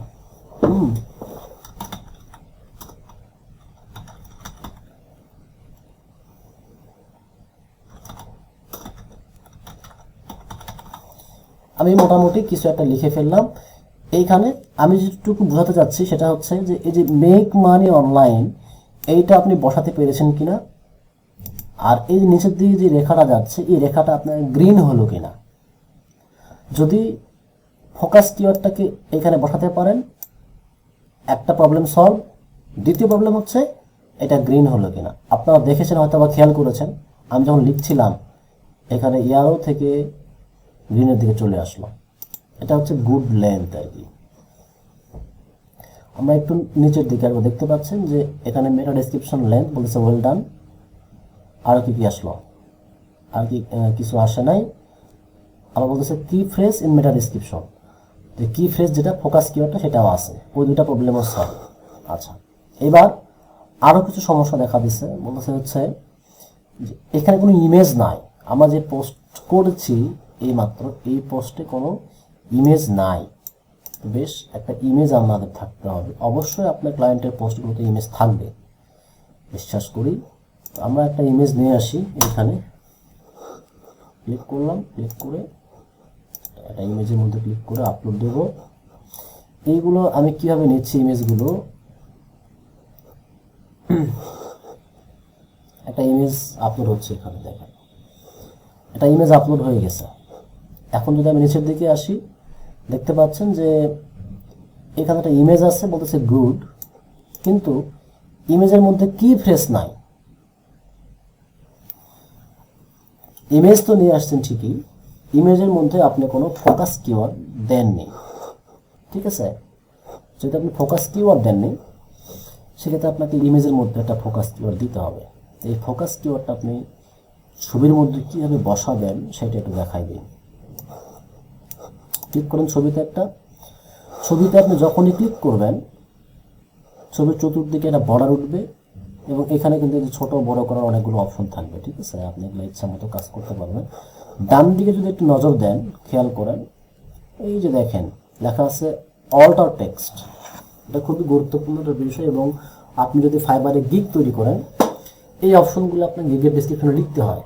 আপনি কি কি দিবেন ক্লায়েন্টকে, ইমেজের অল্টার ট্যাগ বসায় দিবেন, সাব হেডিং দিবেন, কি ফ্রেজ সেট আপ করে দিবেন, তারপরে হচ্ছে আদার্স যে বিষয়গুলো থাকে আর কি, এইগুলি ফ্রিল্যান্সাররা লিখে লিখে রাখছে গিগের মধ্যে 20, 25, 30টার মতো সেবা। এখন আপনি হয়তো ভাবতেছেন যে এগুলো অনেকগুলো কাজ, কিন্তু দেখেন একটা পোস্টের মধ্যে কিন্তু কতগুলো কাজ আমরা করছি। এই অল্টার টেক্সটের মধ্যে এসে আমরা কি করব, কি ফ্রেজটা বসিয়ে দিব একটু চালাকি করে। ধরলাম ছবিটা হচ্ছে, যেহেতু এটা ফ্রিল্যান্সিং নিয়ে, মনে করলাম এখানে এমন একটা ছবি আছে, রিলেভেন্ট ছবি আছে, যে ছবিতে কিনা দেখা যাচ্ছে একটা ছেলে ঘরে বসে অনলাইন ইনকাম করছে, সেটা দিলাম।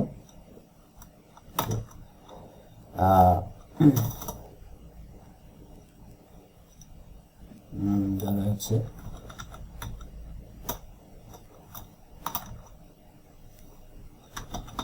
boy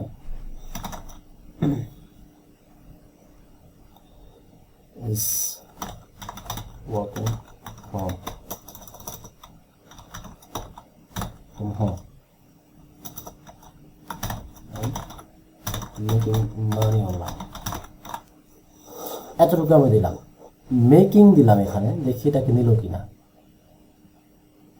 দেখেন আমি কিন্তু মেক মানি ছিল আমাদের মেইন ফোকাস কিওয়ার্ড, আমি কিন্তু এখানে মেকিং দেওয়ার পরে কিন্তু এটা ধরে ফেলেছি। ওইটাও কি ফ্রেজ, যে ইমেজ কি ফ্রেজ ইজ গুড জব। তার মানে ইমেজের মধ্যে একটা কি ফ্রেজ রাখলাম। এটা আসলে কি বিষয়, এই অল্টার টেক্সটটা কি বিষয়। মনে করেন আপনি মোবাইল থেকে ইন্টারনেট ব্রাউজ করছেন বা যে কোনো কারণে ব্রাউজ করার সময় ওই ছবিটা, যে ইমেজটা রাখা হয়েছে এখানে, সেটা আপনার কাছে শো করে নাই বা দেখায় নাই। হয়তো আপনার ইন্টারনেট ইস্যুর কারণে, অথবা ছবিটা ছিল কোনো কারণে ডিলিট হয়ে গেছে, সে কারণে সে দেখাতে পারছে না। এই জন্য অনেক সময় আপনাকে ইমেজের একটা আইকন দেখায়, এই যে এইখানে দেখেন একটা চিহ্ন দেখা আছে না, ইমেজের চিহ্নটা এরকম চিহ্ন শো করে, ঠিক আছে। ওই চিহ্নটা শো করার পাশাপাশি তখন তারা আপনাকে লেখা দেখাবে যে এখানে আসলে কিসের ছবি ছিল, এটা ভিজিটরদেরকে তারা বলে দেয়। যেমন আপনি এখানে এই লেখাটুকু দেখে বুঝতে পারবেন যে আচ্ছা এখানে এমন একটা ছবি ছিল যেখানে একটা ছেলে ঘরে বসে কাজ করছে এবং সে অনলাইনে টাকা উপার্জন করছে, এরকম একটা ছবি ছিল। এতটুকু লেখা দিয়ে আপনাকে তারা তো বোঝালোই, পাশাপাশি গুগলের যে বট ওইগুলোকে বোঝালো যে এই ছবিটা আসলে রিলেভেন্ট, আপনি যে কি ফ্রেজ যেটা দিচ্ছেন, যে পোস্টটা লিখছেন ওটার সাথে রিলেভেন্ট ছবি। ওকে, কি বুঝতে পারলাম এটা?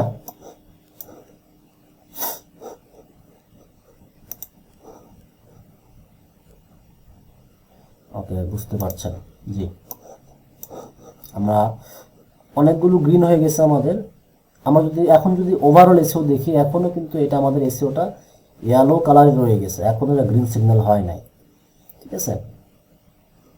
বলতেছে এবার যে কি phrase in sub heading, sub heading এর মধ্যে কোনো কি ফ্রেজ নাই। এখন বুঝতে হবে হেডিংটা কি। একটা পোস্টে যখন আপনারা পত্রিকা দেখেন, পত্রিকার শুরুতে দেখবেন অনেক বড় করে একটা শিরোনাম লেখা থাকে, আজকের তাজা খবর বা যে খবরটা সবচেয়ে বেশি গুরুত্বপূর্ণ প্রথম পৃষ্ঠায় থাকে। আর তারপরে তার থেকে একটু সাইজে ছোট হেডিং, তার থেকে একটু ছোট হেডিং, তার থেকে আরেকটু ছোট হেডিং, এইরকম হেডিং থাকে পত্রিকায় দেওয়া। তো ওয়েবের ভাষায় মোট হেডিং হচ্ছে 6টা। হেডিংয়ের সংক্ষিপ্ত নাম হচ্ছে H1 থেকে শুরু হয়, H2, H3, H4, H5, H6, 6টা হেডিং। সবচেয়ে বড় হেডিং হচ্ছে H1। H1 যেটা, সেটা হচ্ছে আপনার এই শিরোনামটুকুকে বলা হচ্ছে H1। তো একটা পোস্টের মধ্যে H1 থাকবে একবার, এটা মাথায় রাখবেন। H1 থাকবে মাত্র একবার, একবারের বেশি 2বার H1 নেবেও না যদি ওয়ার্ডপ্রেসে হয়। আর যদি ওয়ার্ডপ্রেসে না হয়, যদি অন্য কোনো থিম বা থিম বলতে অন্য কোনো ল্যাঙ্গুয়েজ যদি তৈরি করা হয়, যদি কখনো কেউ ভুল করে 2বার H1 দিয়ে দেয়, সেক্ষেত্রে ওটাই একটা এরর দেখাবে, বা এসিও তো এটা গুড সাইন নয়। তাহলে যে কোনো পোস্টের মধ্যে, পেজের মধ্যে H1 থাকবে মাত্র একটা, আর বাকিগুলো সব থাকবে H2 অথবা H3 অথবা H4 এইভাবে। তো H1 কে মেন হেডিং ধরলে, H2 হচ্ছে সাব হেডিং, H3 হচ্ছে সাব হেডিং। যেমন এটা দেখেন, আমি যখনই ক্লিক করলাম লেখা যাচ্ছে কি এখানে হেডিং 2। আমি যদি এটাতে মার্ক করে ধরে ক্লিক করি, হেডিং 3 একটু ছোট হলো, হেডিং 4 আরেকটু ছোট হলো, হেডিং 5 আরেকটু ছোট হলো, এবং যদি হেডিং 6 করে দেয় আরেকটু ছোট হলো। এইখানে যদি আমি হেডিং 1 করি, এটা কিন্তু আমাকে এরর দেবে। সিঙ্গেল টাইটেল দেখছেন, H1 should only be used as a main title. বলতেছে H1টা আপনার টাইটেলে মাত্র একবারই থাকবে, পোস্টের মধ্যে 2বার H1 দেওয়া যাবে না। আমরা হেডিংগুলো ব্যবহার করি কেন? কোন লেখাটা কত গুরুত্বপূর্ণ সেটা তাৎপর্যটা বোঝাইতে আর কি। এইখানে আমাদের একটা সাব হেডিং দিতে হবে, বুদ্ধি করে দিলাম সাব হেডিং।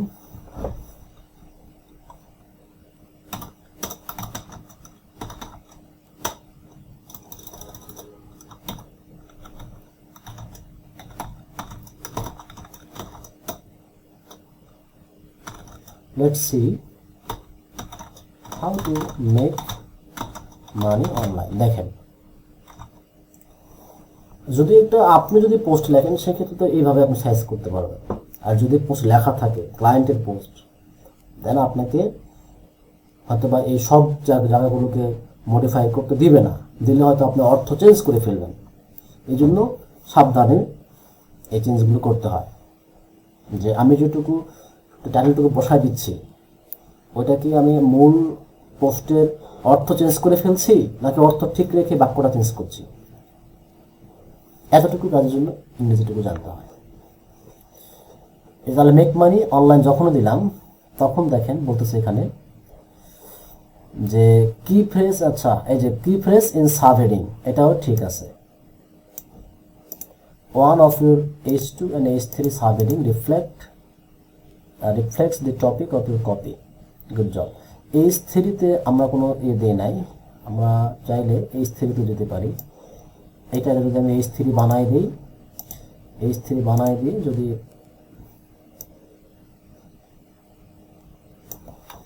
দিলাম কিছু একটা,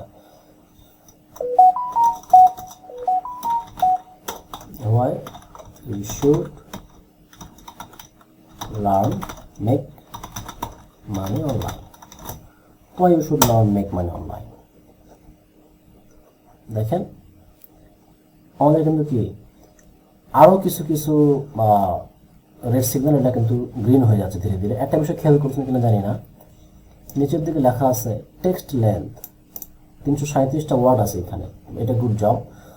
একটা বিষয় মাথায় রাখবেন যে অনলাইনে যে পোস্টগুলো হয় ওয়েব পেজের বা ওয়েবসাইটের বা যে পেজ থাকে এই পেজে, এই পেজগুলো বা এই পোস্টগুলোর মধ্যে যতটুকু লেখা থাকে 300টা শব্দের কম যদি লেখা হয়, 300 শব্দের কম, অনলি নিউজ পত্রিকা ওয়েবসাইট ছাড়া 300 শব্দের যদি কম লেখা থাকে, ওই পোস্টগুলোকে গুগল আগে থেকেই কি করে ডির্যাঙ্ক করে দেয়। তার মানে 300 শব্দের বেশি লেখার চেষ্টা করতে হবে, সর্বনিম্ন 300, তার উপরে 5000 10,000 যত বড় লেখেন এটা আপনার ইচ্ছা, কিন্তু 300 ওয়ার্ডের নিচে লেখা যাবে না। এটা যেহেতু 337টা ওয়ার্ড আছে, অক্ষর না কিন্তু, মনে রাখবেন এটা কিন্তু ওয়ার্ড, একটা করে, যেমন ডব্লিউ একটা অক্ষর, জি একটা অক্ষর, এটা না কিন্তু, গুড এটা মিলে একটা ওয়ার্ড বলা হয়। যাই হোক, এটা আপনারা সবাই বোঝেন। কি phrase in subheading more than 75% of your H2 and H3 subheading reflect the topic of your copy. একটা ভুল ধরেছে এখানে, মানে আরেকটা জ্ঞান বাজাচ্ছে, সেটা হচ্ছে 75%-এর বেশি সাবহেডিংগুলোতে আমাদের কি ফ্রেজটা আছে। তার মানে আমাদের লেখা যেহেতু ছোট, আর এই অল্প লেখার মধ্যে আমরা দুইটা দিচ্ছি হচ্ছে ফোকাস কিওয়ার্ড দুই জায়গাতে, যার কারণে এটা এরর দেখাচ্ছিল। দেখি এবার, ওইটা আর নাই, আগে যে এর দেখালো একটু আগে, ওইটা আর নাই। আপনার যদি লেখা অনেক বড় হয় তো সাব হেডিংগুলো অনেক বেশি হবে, কখনো H2, কখনো H3, কখনো H4, সবগুলো সাব হেডিংয়ে আপনার ফোকাস কিওয়ার্ড দিতে গেলে ঝামেলা করবে, ঠিক আছে। যদি সবগুলো সাব হেডিংয়ে আপনি ফোকাস কিওয়ার্ড দেন, এটা আবার গুগলকে স্প্যামিং করা হয়, এটাকে বলা হয় কিওয়ার্ড স্টাফিং। কিওয়ার্ড স্টাফিং, যে আপনি বারবার ইচ্ছা করেই ফোকাস কিওয়ার্ডটা বেশি বেশি ব্যবহার করছেন, এটাকে বলা হয় স্প্যামিং, যেটা আমরা বলেছিলাম যে ব্ল্যাক হ্যাট এসইও। তো আমরা ফোকাস কিওয়ার্ড খুব বেশি দিব না, যতটুকু গুগলের কাছে প্রিয় বা চাই ডিমান্ড ততটুকু দিব আমরা। ওকে, কি ফ্রেজ ডেন্সিটি। এবার ফোকাস কিওয়ার্ডটা যেটা ছিল মেক মানি অনলাইন, এটার ঘনত্ব কতটুকু, ঘনত্ব মতো সবাই বোঝেন আপনারা।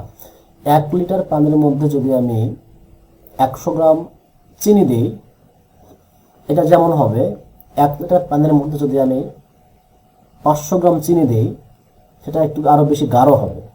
তো প্রথমটার থেকে দ্বিতীয়টার ঘনত্ব বেশি, এখানে চিনির পরিমাণ বেশি, ডেন্সিটি ঘনত্ব। আপনি এত বড় লেখা 337টা ওয়ার্ডের মধ্যে আপনি কতবার মেক মানি অনলাইন এই ফোকাস কিওয়ার্ডটা ব্যবহার করেছেন, এটা ঘনত্ব ঠিক আছে নাকি, মানে এটা পাতলা আছে নাকি এটা আরো বেশি ঘন করতে হবে। কি বলতেছে, the focus key phrase was found one time, মাত্র একবার আছে, it's less than the recommended. তারা যতটুকু চায় তার থেকে এটা কম, minimum 2 times for a text of this length. তারা এই লেখাটুকুকে যাচাই বাছাই করে বলছে এখানে কমপক্ষে 2 বার থাকা উচিত ছিল, আমরা 2 বার দিয়ে দিই, সমস্যা নেই। এখন তো আমি আমার ইচ্ছা মতো এই কাজগুলো করতে পারছি, বাট ক্লায়েন্টের হলে কিন্তু আপনাকে কি করতে হবে, একটু বুঝে শুনে অর্থ বুঝে কাজটা করতে হতে পারে এবং কাজটা করতে হবে আর কি। ওকে, দেখেন এই ফোকাস এই বা এই যে রেড আর গ্রিনের যে অর্থগুলো, এটা যদি আপনি বুঝতে পারেন তাহলে তাহলে আপনি ওই পোস্টের মধ্যে ভুলগুলো কি আছে সেগুলো আপনি সারাইতে পারবেন। এটা যদি না বোঝেন, অসুখ যদি না ধরা পারেন, তাহলে কিন্তু আপনি চিকিৎসা করতে পারবেন না। আচ্ছা, দিলাম। এরপরে বলতেছে কি ফ্রেজ ইন ইন্ট্রোডাকশন, এটা কিন্তু আমি দিয়েছি বিধায় ওটা হচ্ছে গ্রিন ধরেছে। বলতেছে যে শুরুতেই যদি আপনি কি ফ্রেজ না দেন তাহলে ওটাকে একটা রেড চিহ্ন দেখাবে, যেমন এটা হচ্ছে প্রথম প্যারা, তাই না? এই পোস্টের প্রথম প্যারা এটা। এই প্যারাতে যদি আমি ফোকাস কিওয়ার্ডটা না দেই তাহলে দেখেন একটা রং বেড়ে যাবে যে আমাদের ইন্ট্রোডাকশনে ফোকাস কিওয়ার্ড নাই। সো ইন্ট্রোডাকশন বলতে পোস্টের আলোচনার শুরুতেই ফোকাস কিওয়ার্ডটা দিয়ে দিলাম, এবার ওটা গ্রিন হয়ে যাবে। এটা একটা এরর আসতে পারে আপনার। আচ্ছা, তারপর আরও কী আসলো দেখি, মোটামুটি সবগুলো বলা হলো কিনা। Subheading, previously focus, meta description, keyphrase density, keyphrase length, image keyword, keyphrase. Okay, হয়ে গেছে। তারপরে এখানে আরেকটা বিষয় আমি দেখাই। এই যে ছবি দিলাম আমরা, এই ছবির নিচে দেখেন লেখা আছে ক্যাপশন, ছবির নিচে ক্যাপশন লেখা আছে। আমরা যদি ক্যাপশন দেই যে বেডরুম পিকচার, অনেক সময় এটাও ভুল হতে পারে যে ক্যাপশনের মধ্যে কোনো ফোকাস কিওয়ার্ড নাই, যদিও দেখায় না এটা, বাট অনেক সময় দেখায় যে আপনি যে ক্যাপশনটা ব্যবহার করছেন এই ক্যাপশনে ফোকাস কিওয়ার্ড নাই। এই জন্য আপনি চাইলে এইটাকে ক্যাপশন হিসাবে ইউজ করতে পারেন। অনেক ওয়েব পেজ দেখবেন যেগুলোতে ক্যাপশন দিয়ে দিয়ে তারা ছবি পোস্ট করে।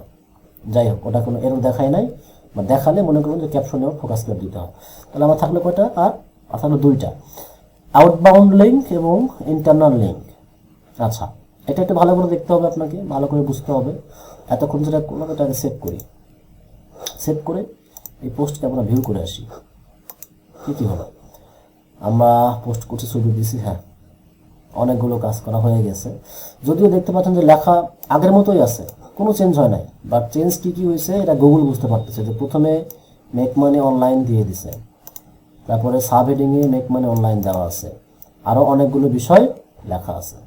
যাই হোক, এবার যদি আপনি এটা খেয়াল করেন, এটা কিন্তু গ্রিন হয়ে যাওয়ার কথা। এই দেখছেন এসও স্কোর কিন্তু গ্রিন হয়েছে, আর কিন্তু দুইটা বাকি আছে রেড। তার মানে বুঝতে পারলেন যে সবগুলো আপনাকে গ্রিন করতে হবে না, সবগুলো গ্রিন না করলেও এইটাকে ওভারঅল তারা একটা গ্রিন ধরুন। যেমন আপনি 100-এর মধ্যে কিন্তু আপনাকে পরীক্ষায় পাস করতে 100 পেতে হয় না, 33 পাইলে পাস হয়। মোটামুটি 70-75 মার্ক পাইলে কি আপনার বলা হয় যে এ গ্রেড বা গুড স্টুডেন্ট। আর 80 পাইলে তো মাশাআল্লাহ খুবই ভালো, এইরকম বিষয়। যদি আপনি গ্রিন হয় তাহলে বুঝতে হবে যে হ্যাঁ মোটামুটি আপনি 70 অ্যাবোভ আছেন, 70+, 70-এর বেশি। আর যদি বলা হয় যে এই সবগুলোকে আপনি 70+ বলবো না, গ্রিন পাওয়া মানে মনে করেন A+, আর সবগুলোকে গ্রিন করা মানে গোল্ডেন A+, সবগুলোকে গ্রিন। যাই হোক, আমরা লিঙ্কটা ঠিক করে ফেলি। লেখা আছে ইন্টারনাল লিঙ্ক, আর একটা লেখা আছে আউটবাউন্ড লিঙ্ক। আমি লিঙ্ক সম্পর্কে অনেক কথা বলেছি আপনাদেরকে। আউটবাউন্ড লিঙ্ক হচ্ছে আপনার ওয়েবসাইটে ক্লিক করে মানুষ বাইরে বের হয়ে যাবে। সেটা কিভাবে করবেন? মনে করলো এখানে একটা শব্দ লেখা আছে, ধরলাম আমি এই শব্দটাই, এই যে লাইন, এই লাইনটাকে আমি মার্ক করলাম, এটাকে আমি একটা লিঙ্ক বানাবো, সেটা আউটবাউন্ড লিঙ্ক বানাবো। এই যে এখানে ক্লিক করবো, দেখেন লিঙ্কের চিহ্ন লেখা আছে, অথবা আপনি কিবোর্ড থেকে Ctrl+K চাপলে একটা অপশন দিবে আর কি। ক্লিক করলাম, ক্লিক করার পরে এইখানে আমরা লিখব যে একটা লিঙ্ক দিব, ও আসলে কোথায় যাবে। আমি দিলাম সার্ভ হিউম্যান foundation.org, এখানে সে চলে যাবে। যদি আমরা এখানে ওপেন নিউ ট্যাব দিয়ে ক্লিক করি তাহলে তার আলাদা একটা ট্যাব ওপেন হয়ে যাবে। আর যদি বলি এই লিঙ্কটাকে নো ফলো লিঙ্ক করে দাও, এটা ক্লিক করলে নো ফলো লিঙ্ক। আর যদি আমি এটাকে ক্লিক না করি দেন এটা ডু ফলো লিঙ্ক হবে। এটাকে আমি এন্টার দিলাম, দেওয়ার পরে সেভ করলাম।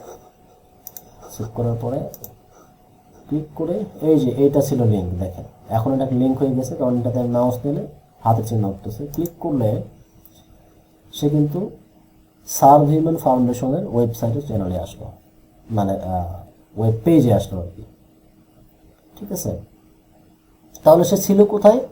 ছিল হচ্ছে freelancingStation.com/DM5 এই ওয়েব পেজে ছিল। ক্লিক করলো, এই সাইটে বের হয়ে আরেকটা সাইটে গেল, এইটাকে সে বলছে আউটবাউন্ড লিঙ্ক। দেখেন ওটাও প্রবলেম সলভ। আর মাত্র একটা প্রবলেম আছে, সেটা হচ্ছে ইন্টারনাল লিঙ্ক। এখন ইন্টারনাল লিঙ্ক মানে হচ্ছে একই ওয়েবসাইটের মধ্যে আরেকটা পোস্টের লিঙ্ক অথবা আরেকটা পেজের লিঙ্ক। যেমন আপনার ফেসবুকে যে প্রোফাইলটা আছে, আপনার ফেসবুকের প্রোফাইলের মধ্যে যদি 10টা পোস্ট থাকে, 10টা পোস্টগুলোকে বলা হচ্ছে কি, একে অন্যের সাথে যদি আপনি কানেক্ট করে দেন, সুতা দিয়ে বেঁধে দেন, তাহলে হবে এগুলো কি ইন্টারনাল পোস্ট, একটার সাথে আরেকটা সংযুক্ত করা আছে। সিরিজ যেমন করো না, যেটা পার্ট 1, পার্ট 2, পার্ট 3, মানে একটার সাথে আরেকটা রিলেভেন্ট, এবং সেটা একই ওয়েব পেজে হতে হবে বা একই ওয়েবসাইটে হতে হবে। তো আমরা এটা কাজ করে আসি। আমাদের যে ওয়েবসাইট ছিল এটা, আরেকটা পোস্ট করি যেটা দেখতে এই ধরলাম যে হ্যালো ওয়ার্ল্ড, এটাই মনে করলাম, কিংবা এটার আমি নামটা চেঞ্জ করে দিলাম, হ্যালো ওয়ার্ল্ড না দিয়ে this is a dummy post, save করে দিলাম আপডেট। এই পোস্ট মনে করেন যে আপনার ওয়েবসাইটে আরেকটা গুরুত্বপূর্ণ পোস্ট কোনো একটা জায়গায় গিয়ে ওটার সাথে মিলে গেছে আর কি। আমরা যে পোস্টটার এসইও করছিলাম সেটার সাথে অনেকখানি ম্যাচিং করা। যেমন এই পোস্টের নাম কি, make money online top 5 tips. এখন এটা বাংলা অর্থ কি, যে ঘরে বসে অনলাইনে ইনকাম করার 5টা উপায় বা 5টা পদ্ধতি। এটার মধ্যে হয়তো একটা জায়গা থাকতেই পারে এরকম যে ফেসবুক মার্কেটিং দিয়ে আপনি আয় করতে পারেন, বা ফেসবুকে ব্যবসা করার মাধ্যমে আপনি ইনকাম করতে পারেন। এখন আপনি বলতে চাচ্ছেন যে হ্যাঁ, ফেসবুকে ব্যবসা সংক্রান্ত পোস্টটা যদি পড়তে চান, এইখানে ক্লিক করেন। ধরলাম সেটা এই জায়গায়, click here to read more. বললাম যে এইখানে কি লেখা আছে, যে ফেসবুকে ব্যবসা সংক্রান্ত যে পোস্ট সেটা পড়তে চাইলে এইখানে ক্লিক করেন। লিঙ্কটা দিয়ে দিলাম, লিঙ্কটা হয়ে গেল, আমি সেভ করলাম। এটাকে এবার ভিউ করব। এটা ছিল আমাদের আউটবাউন্ড লিঙ্ক, যে ক্লিক করলে সার্ভিস হয়ে যাবে। আর এটা হচ্ছে আমাদের ইন্টারনাল লিঙ্ক, যে আমাদেরই ওয়েবসাইটের আরেকটা পোস্টের মধ্যে চলে যাবে। ক্লিক, দেখেন এটা আমাদের এই সাইটেরই আরেকটা পোস্ট। বুঝতে পারলেন কিনা বলেন, এটা বুঝতে পেরেছেন কিনা?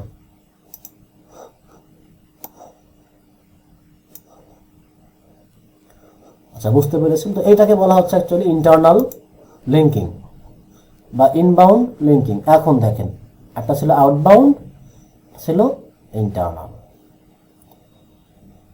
আচ্ছা, আরেকবার বলি, আমরা প্রথমে যে লিঙ্কটা তৈরি করেছিলাম সেটা হচ্ছে ক্লিক করলে আমাদের এই সাইট থেকে বের হয়ে সার্ভ হিউম্যান ফাউন্ডেশনে চলে যাচ্ছিল, ওটা আউটবাউন্ড। আর পরবর্তীতে যে লিঙ্কটা ক্লিক করলাম,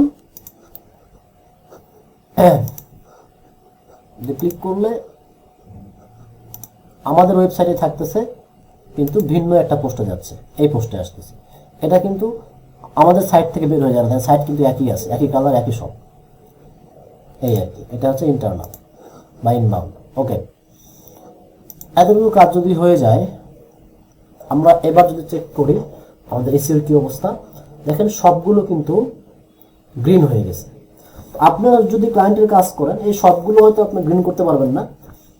দেখা গেল 15টা ভুল ধরছে, আপনি হয়তো 13টা ইজিলি সলভ করতে পারবেন, আর 2টা হয়তো সলভ করতে পারছেন না। কী কারণে সলভ করতে পারছেন না? হয়তো এটা সলভ করতে গেলে তার অর্থ চেঞ্জ হয়ে যাবে, এইরকম হতে পারে। তাও কিন্তু এটা গ্রিন দেখাবে। আর যদি আপনি সেটা অর্থ ঠিক রেখে চেঞ্জ করতে পারেন, গুড এনাফ। আর বেশিরভাগ ক্ষেত্রে যারা কন্টেন্ট লেখে, তারা মূলত এই বিষয়গুলো মাথায় রেখেই কন্টেন্টটা লেখে, আপনাকে এতগুলো কাজ করতেও হবে না। যারা ওয়েব পেজে কন্টেন্ট লেখে, তারা কিন্তু এই বিষয়গুলো জানে। একটা ফোকাস কিওয়ার্ড সেট করে দিতে হয়, সেটা তারপরে ইমেজ দিলে সেটা অল্টার টেক্সট দিতে হয়, সাব হেডিং রাখতে হয়। আপনাকে কিন্তু এতগুলো কাজ করা লাগবে না। আমি একবারে থেকে দেখালাম, যে ধরেন কিছুই নাই, ওটাতে আপনি কি করবেন। এমনিতে আপনি যখন এসে করতে যাবেন, হয়তো আপনার এরর থাকবে, 4টা-5টা এরর থাকে, বা 6টা-7টা এরর থাকে, ঠিক আছে? ওই 6-7টাকে সলভ করতে পারলেই হয়। মোটামুটি আমাদের সব কাজ শেষ। এখন একটা গ্রিন আর একটা রেড, তো লাল সবুজের পতাকা মনে করে কি আবার চলে যাবেন না, কারণ সব জায়গায় লাল সবুজের পতাকা থাকবে না। দেখেন, রিডেবিলিটি বলে একটা শব্দ আছে, মানে এই যে এত বড় একটা লেখা, এই লেখাটা কি আসলে পড়ার উপযুক্ত কিনা, পঠনযোগ্য কিনা, এটা যদি ঠিক থাকে ওকে, আপনি অনেক ভালো কিছু জানেন কিন্তু আপনি কাউকে বোঝাইতে পারছেন না, একই কথা বারবার পেশাতে মানুষ বিরক্ত হবে, সে শুনবে না, না শুনে চলে যাবে। ঠিক অনেক ভালো কিছু লিখেছেন, লেখার মধ্যে আপনার একটা জিস্ট আছে, শিক্ষণীয় বিষয় আছে, যেটা পড়লে মানুষ উপকৃত হবে, ওইটা মানুষ পড়ছে না, বিরক্ত হয়ে চলে যাচ্ছে। তার অন্যতম একটা কারণ হচ্ছে বুঝতে হবে আপনাকে আপনার রিডিবিলিটি স্কোরটা বেশি ভালো না, এটাকে সলিউশন করতে হবে আপনার। ক্লিক করলাম, এখানেও সে বলে দিচ্ছে কি কি ভুল আছে, কি কি ভুল আছে, কি কি ঠিক আছে। বলতেছে যে হ্যাঁ প্যারাগ্রাফের দৈর্ঘ্য ঠিক আছে, সাব হেডিং ঠিক আছে, তারপর হচ্ছে কনজিকিউটিভ সেন্টেন্স ঠিক আছে, মানে ভ্যারাইটি সেন্টেন্স আছে কিনা ঠিক আছে, প্যাসিভ ভয়েস আছে কিনা ঠিক আছে, কিছু কিছু বলতেছে এখানে। ট্রানজিশন ওয়ার্ড আছে, সেন্টেন্স লেন্থ আছে, এগুলো একটু ঠিক করতে হবে। যেমন আমাদের এই প্যারাগ্রাফগুলো অনেক বড় বড় প্যারাগ্রাফ, আমরা চ্যানেলটাকে ছোট ছোট করতে পারি, একটু এন্টার দিলে ছোট ছোট প্যারাগ্রাফ হয়ে যাবে। দেখেন প্যারাগ্রাফ শেষ হয় কোথায়, ফুল স্টপে গিয়ে, তাই না? আপনি চাইলে এগুলোকে আরো ছোট করতে পারেন। তো যত ছোট ছোট করবেন লাইনগুলো, এই লাইনগুলো কি হবে, তত রিডেবল হবে, মানুষ কিন্তু তত কি ভালো বুঝতে পারবে।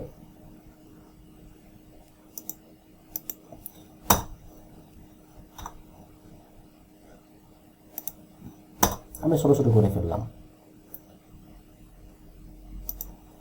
এমনও লেখা আছে, বড় বড় লেখা আছে যেগুলো টপ র্যাঙ্কিংয়ে আছে, সেগুলো 1 লাইন 1.5 লাইন, ঠিক আছে, করে করে প্যারাগ্রাফ করা,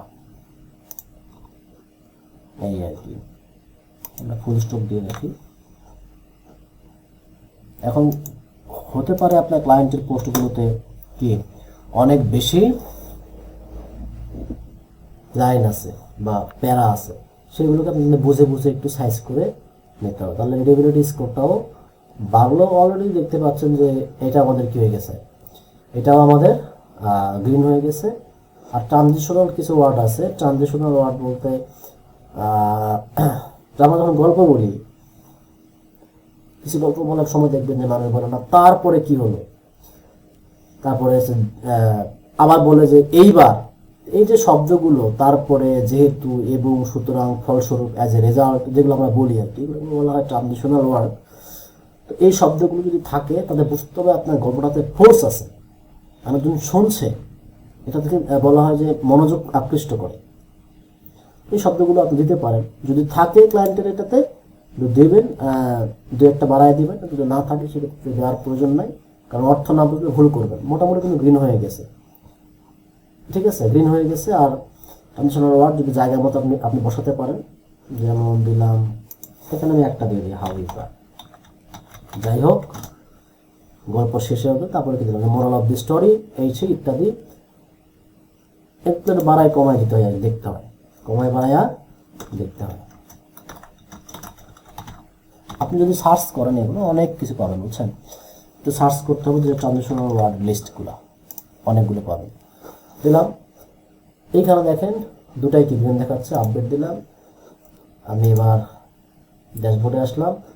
এখন যদি আমরা দেখি, এটা রিলোড দিই, আমাদের যে যতগুলো পোস্ট ছিল তো ততগুলো পোস্টটা দেখতে পারবো যে এগুলো সব গ্রিন হয়ে আছে। এটা হচ্ছে এসইও স্কোর গ্রিন, এটা কি রিডেবিলিটি স্কোরও গ্রিন হয়ে আছে। এইভাবে আপনাকে 20টা 25টা বা 30টা যতগুলো কাজ ক্লায়েন্ট আপনাকে দিবে, সবগুলোর এসইও করে করে আপনাকে ক্লায়েন্টকে কি করতে হবে, স্ক্রিনশট প্রোভাইড করতে হবে, ঠিক আছে। এটাই হলো অন পেজ এসইওর কাজ। আমার স্লাইড ছিল এটা নিয়ে, স্লাইডটা যদি আজকে বেরি করি নাই, মনেই ছিল না স্লাইডে কি কি ছিল একটু দেখাই আপনাদেরকে। আসলে আনমিউট করেও রাখতে পারিনি, কারণ অনেকে দেখলাম যে না, আপনারা তো আনমিউট হওয়া অবস্থাতেই আছেন। আমি স্লাইডটা একটু দেখাই।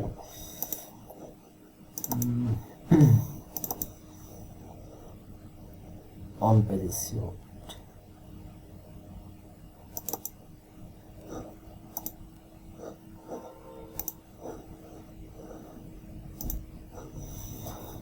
আচ্ছা, এগুলো ছিল আমার হচ্ছে অন পেজ এসইও স্লাইড। এগুলো সবগুলো আপনারা দেখেছেন। তবে কিছু কিছু বিষয় ছিল থিওরিক্যালি, এগুলো আমি পরবর্তী ক্লাসে হয়তো বা আলোচনা করব, যে ডোমেন নেম সিলেকশনের যে কিছু বিষয় থাকে, কিছু চেকলিস্ট থাকে,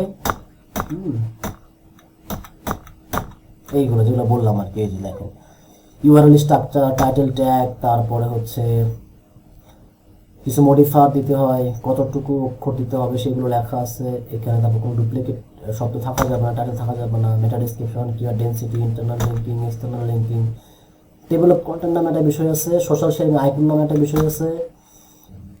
তো মোটামুটি কিন্তু আমাদের ওই বিষয়গুলো শেষ। অন পেজ এসেও প্রথম ধাপ আমাদের শেষ।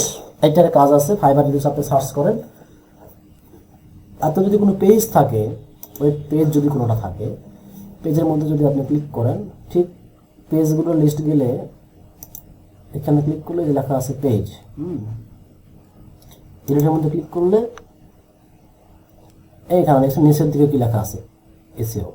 আপনি যেভাবে পোস্ট করলেন এসইও, একইভাবে পেজের এসইওটাও দেখতে পারবেন। এই তো পোস্ট যে এসইও করতে পারবে, পেজটা আরও দ্রুত এসইও করতে পারবে, কারণ একটা পোস্টে যতগুলো এলিমেন্টস থাকে, একটা পেজে এতগুলো এলিমেন্টস থাকে না। এখন বলেন আপনারা ক্লাস বুঝতে পারলেন কিনা? ডিএম সোহাগ ভাই কি আছেন? মনে হয় আপনি ঘুমিয়ে গেছেন। আপনার এটা কি একটা ভিডিও অন করে রেখেছেন মনে হয়।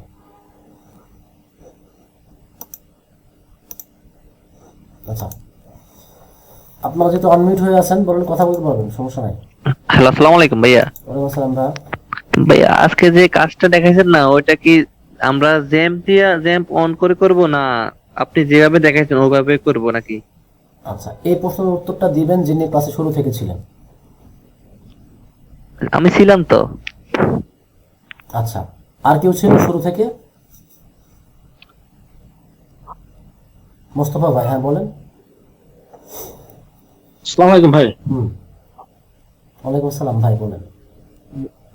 ভাই আমাদের এই যে ক্লাসের আর আপনার ওই মেইল আসে না কেন ভাই? জিমেইলে কোনো মেইল আসে না। আচ্ছা, এটা ছাড়া ক্লাসের আগে। এটা ছাড়া প্রশ্ন আছে কিনা? এই যে ক্লাস 11 আজকে যতটুকু দেখলেন। জি না, এটা ছাড়া ভাই প্রশ্ন নাই ভাই। আচ্ছা, আজকে ক্লাসে শুরু থেকে ছিলেন কারা, তারা একটু হ্যান্ড রেজ করেন।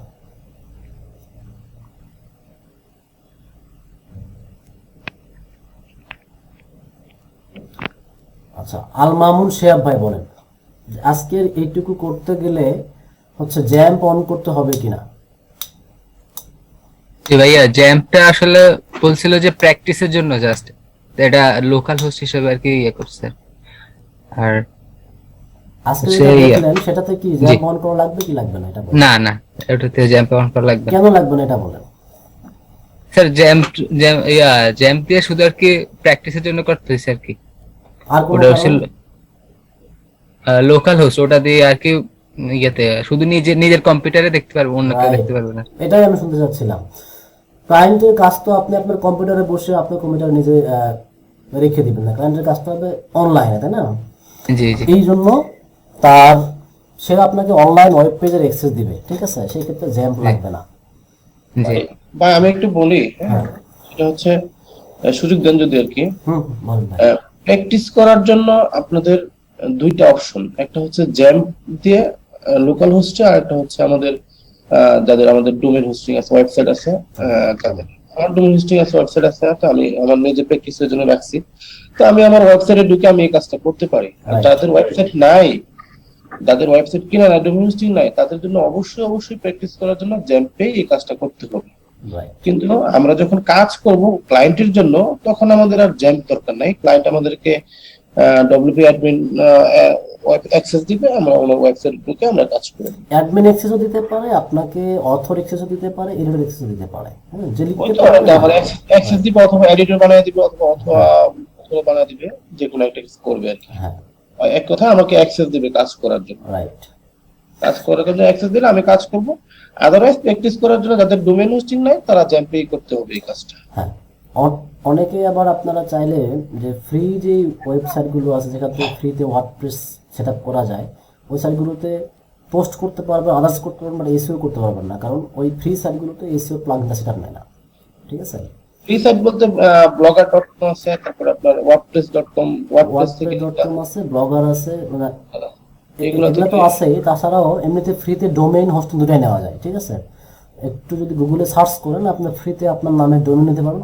তবে ডোমেনগুলো অনেক সময় সাবডোমেন হয়, অনেক সময় আবার যেমন হচ্ছে মনে করলাম যে sohag.gl, sohag.gk, টিকে এইগুলো হয় আর কি অনেক সময়। বাট প্র্যাকটিস করতে হবে অনলাইনে।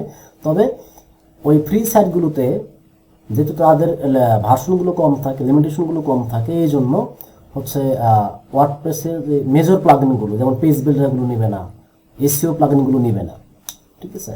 এমনিতে ওয়ার্ডপ্রেসটা কীভাবে পোস্ট করে, তারপরে কীভাবে পেজ তৈরি করে, এগুলো আপনি করতে পারবেন। যাদের অনলাইনে করার ইচ্ছা আছে ডোমেন হোস্টিং কেনা ছাড়াই, তারা এটা ফ্রিতে নিতে পারেন। বিভিন্ন ওয়েবসাইট আছে, third party website, 000 web host আছে, তারপরে ইনফিনিটি আছে, আর অনেকগুলো নতুন নতুন অসংখ্য সাইট আছে, ফ্রি সাইট দেয়, দেখতে পারেন ট্রাই করে। ডোমেন হোস্টিং নিয়ে নেওয়াই ভালো। যারা এই ডিজিটাল মার্কেটিং নিয়ে যারা কাজ করে তাদের জন্য ডোমেন হোস্টিং থাকাটা একরকম বাধ্যতামূলক, এরকম বাধ্যতামূলক আর কি। সবচেয়ে বড় কথা কি জানেন, ডোমেন হোস্টিংটা থাকা কেন বাধ্যতামূলক আমি বলি। মনে করেন আপনি একজন ফ্রেশার, আপনি কেবল মার্কেটিং শিখে টুকটাক বিভিন্ন কোম্পানিগুলোতে আপনি ইন্টার্ন করতে যাচ্ছেন বা ইন্টার্নশিপ পাওয়ার জন্য আবেদন করছেন বা চাকরির জন্য আপনি আবেদন করছেন। তো আপনি যখন আমরা নর্মালি কী করি, চাকরিতে গেলে একটা প্রশ্নের সম্মুখীন হই, আপনার এক্সপিরিয়েন্স কী। এবং আপনি বলছেন যে আমি মার্কেটিংয়ে সব জানি, দেশ উদ্ধার করতে পারি, তা প্রমাণ দেখান। আপনাকে ডাকা হয়েছে এসইও এক্সপার্ট হিসাবে, আপনি গেছেন এসইও সব পারি, কোনো প্রমাণ আছে? নাই। আপনার সাইট আছে? নাই। তাহলে আপনি কিসে করছেন এসইও? এই জন্য প্র্যাকটিস পারপাসে হলেও এটা আপনার পোর্টফোলিও হিসাবে শো করবে, আপনার সিভি হিসাবে শো করবে যে এইটা আমার ওয়েবসাইট, আমি যে ফেসবুক মার্কেটিং পারি, আমি যে বুস্টিং করতে পারি, এইটা আমার বিশাল বড় লেখা আছে, আপনি পড়ে দেখতে পারেন। এই লেখার মধ্যে আমি কীভাবে বুস্টিংগুলো করি, কীভাবে টার্গেট করতে হয়, টার্গেটিং করতে হয়, কী করতে না করতে সব লেখা আছে, এবং ওইটাকে আপনি আবার এসইও করছেন, এসে করে র্যাঙ্কেও নিয়ে আসতে পারছেন। তো দেখেন আমি এটা কিন্তু পারি। আপনি হচ্ছে শিখছেন হচ্ছে কিওয়ার্ড রিসার্চ, এটা আপনি লিখে ফেলেন, আপনার ওয়েবসাইটে আপনি লিখে ফেলে ওই পোস্টকে এসইও করেন। ওইগুলোই কিন্তু আপনার কি জব পাওয়ার জন্য আপনাকে হেল্প করবে। আপনি যদি 20টা পোস্ট লিখতে পারেন এবং 20টা পোস্ট যদি এসইও করতে পারেন, আপনার জব পাওয়ার জন্য আর কিছু লাগবে না। ওটা নিয়ে আপনি যে কোনো ইন্টারন্যাশনাল কাজের জন্য অ্যাপ্লাই করতে পারবেন। কিন্তু আপনি সব পারেন, প্রমাণ নাই। 1 GB হোস্টিং এবং XYZ ডোমেইন খুব অল্প টাকায় পাওয়া যায়, খুব অল্প টাকা, একদম 450 থেকে 500, কেউ আবার 350 টাকায় দেয়। কেউ আবার হচ্ছে ডোমেন ফ্রিতেও দেয়। ডোমেন ফ্রিতেও দেয়, হোস্টিং এর টাকা একটু বেশি নেয়, ডোমেন ফ্রি। ভাই ডোমেনটা কি রিনিউ করা লাগে? জি, ডোমেনটা রিনিউ করতে, হোস্টিংটা রিনিউ করতে হয়। এগুলো প্রতি বছর রিনিউ করা লাগে। আপনি একবার নিয়ে নিলে, XYZ একবার নিলে 1 বছর প্র্যাকটিস করার পর আর এগুলো রিনিউ করার দরকার নাই, যায়। যারা ভাবছেন যে মার্কেটিং এর কাজ শিখে ফ্রিল্যান্সিং করবেন, পাশাপাশি বিভিন্ন জায়গাতে ইন্টার্নশিপ করবেন অথবা জব করবেন, রিমোট জব করবেন, তাদের জন্য মাস্ট ওয়েবসাইট থাকতে হবে এবং আপনার পোর্টফোলিও থাকতে। পোর্টফোলিও বলতে আমরা মনে করি যে শুধুমাত্র গ্রাফিক ডিজাইনারের জন্য পোর্টফোলিও থাকে, ওয়েবের জন্য পোর্টফোলিও থাকে, তারা কাজ করছে, কাজ করে। বাট আপনি মার্কেটার, আপনার জন্য পোর্টফোলিও থাকবে। ইমেল মার্কেটিং সম্পর্কে আপনি লেখেন, ভাইয়া লিড জেনারেশন সম্পর্কে লেখেন। হ্যাঁ ভাইয়া, ওই আপনি যে প্রথমে ফ্রিল্যান্সিং স্টেশন একটা ক্রিয়েট করছিলেন, ওটা কি আজকে ক্রিয়েট করছিলেন না ওটা আপনার আগে যে ক্রিয়েট করা ছিল? ওইটা জিনিসটা বুঝতেছি না। এটা ডোমেন হোস্টিং কিনা? কেনা এবং ওই যে ওয়েব পেজটা আপনারা দেখলেন, ওই ওয়েব পেজটা আমি আগে তৈরি করেছি, অনেক আগে তৈরি করেছি, যদিও ওই সাইট নিয়ে আমি কাজ করি না। এটা এখন হচ্ছে আপনাদেরকে দেখানোর জন্য অ্যাকচুয়ালি ইয়ে হয়, মানে কাজে লাগে আমার। এটা হচ্ছে আপনার এখানে তো ভাই অনেক কিছু সার্ভিস আছে, আপনি কি সব সার্ভিস দেন নাকি? দেওয়ার জন্যই তো রেডি করেছিলাম, পরে এটা নিয়ে কাজ করা কিন্তু হয়। ভাই আপনি যে বাংলায়, মানে বাংলাদেশে সার্ভিস দিবেন, সব সার্ভিস, হ্যাঁ, সার্ভিস কি বাংলাদেশে দিবেন? বাংলাদেশের বাইরে এটার সাইট তো মাল্টি ল্যাঙ্গুয়েজে হওয়ার কথা ছিল, বুঝতে পারছেন। আমি ফার্স্ট হচ্ছে আগে বাংলায় লিখে নিয়েছি, বাংলাগুলো তৈরি করার পরে ভেবেছিলাম এটা নিয়ে আগাবো, তো পরবর্তীতে আর সময় হয় নাই। তো ওই মাল্টি ল্যাঙ্গুয়েজ অ্যাপ্লাই করতে চাইলে তো লারাভেল ইউজ করতে মনে হয়। হ্যাঁ, লারাভেল ইউজ করতে হয় মনে হয় না নাকি? ভাই, ওয়ার্ডপ্রেসও করা যায়, ওয়ার্ডপ্রেসও মাল্টি ল্যাঙ্গুয়েজ আপনি ইউজ করতে পারবেন। এগুলো প্লাগইন আছে, হ্যাঁ প্লাগইন আছে, সমস্যা নাই।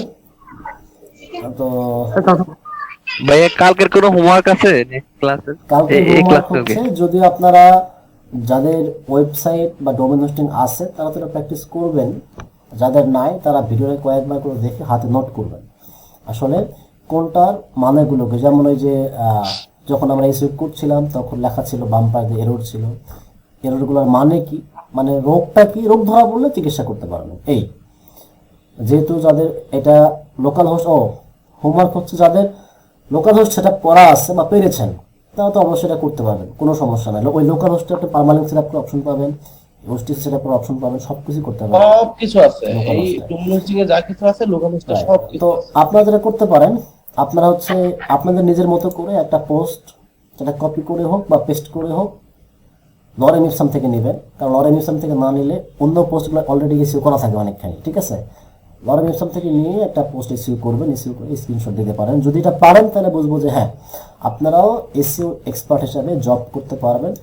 বাংলাদেশ হোক, ইন্টারন্যাশনাল মার্কেটগুলোতে হোক, একজন এসইও এক্সপার্টের কিন্তু হিউজ ডিমান্ড আছে এবং দাম আছে। আর মার্কেটিং বলতে যদি আপনি দুইটা পার্টে ভাগ করেন, একটা পার্টে এসইও থাকে শুধুমাত্র, আরেক পার্টে বাকি সব। বুঝতে পেরেছেন? কারণ আপনি মার্কেটিং বলতে যাই করেন না কেন, আপনাকে দিন শেষে আপনাকে ওয়েবসাইট থেকেই পণ্যটা কিনতে হবে। একটা মানুষ কখনোই সারা জীবন ফেসবুক পেজের মধ্যে থাকবে না, ঠিক আছে। ওয়েবসাইটটা হচ্ছে নিজের সম্পত্তি, নিজের বাপদাদার টাকায় কিনা, তো এটাতে আপনি যা খুশি তাই করতে পারবেন। সো দিন শেষে ওয়েবসাইটে মুভ করবে। এই জন্য মার্কেটিং বলতেই বোঝায় এক পাশে এসইও, আরেক পাশে মার্কেটিংয়ে যা আছে সব, দুইটা ভাগে ভাগ করবে। এটা অনেক বড় একটা ফিল্ড, অনেক বড় সেক্টর, হিউজ পরিমাণ কাজ আছে। এই একটা কাজ যদি শিখতে পারেন, এই একটা কাজ থেকে প্রায় 20 থেকে 22টা কিন্তু কাজ করা যায়। এসইউ তে বা 4টা গিগ দিলাম আমি, আমার এত একটা গিগ 8টাই দেবো। আমার আমার এই এসইউ যে অন পেজ এসইউ জন্য গিগ দিতে গেছি, আমার এসইউ টেস্টের জন্য 8টাইছি। আচ্ছা, পরে এসইউ টেস্ট দিয়া পাস করছি, পরে আপনার গিগ পাবলিশ করে দিচ্ছি। আমি নিজে দিয়েছি, অবশ্য আমি টেস্টগুলো সব নিজে নিজে দিই। মোটামুটি ধারণা আছে তো সবগুলোতে, তো ফেল করি না, কোনোটাই ফেল করি না। নাম্বার একটু কম পাইলেও ফেল করি না। বিভিন্ন কোম্পানির জন্য যদি আপনি মার্কেটিং এ জব করতে যান, হ্যাঁ, বিশেষ করে ই কমার্সের জন্য তারা আপনাকে প্রোডাক্ট রিসিভ করতে বলে। ওই একই সিস্টেম কিন্তু। আবার কেউ ভয় পায় না যে ভাই ই কমার্স তো আমাদেরকে দেখার নাই। আপনি যদি ইউএসটিসিও থাকে, ওই প্রোডাক্টের ভিতরে গেলে ওইখানেও নিচের দিকে লেখা থাকবে এগুলো, যেটা আমরা করলাম একটু আগে, ওই রকম সিস্টেম আছে ওইখানে। ই-কমার্স ওয়েবসাইটের জন্য ই-কমার্স টেমপ্লেট আছে। ওই টেমপ্লেট গুলো আপনি যখন বায়ার যখন আপনাকে বলবে ই-কমার্স ওয়েবসাইট করে দিতে, তখন টেমপ্লেট গুলো আপনাকে বায়ার কিনে দিবে।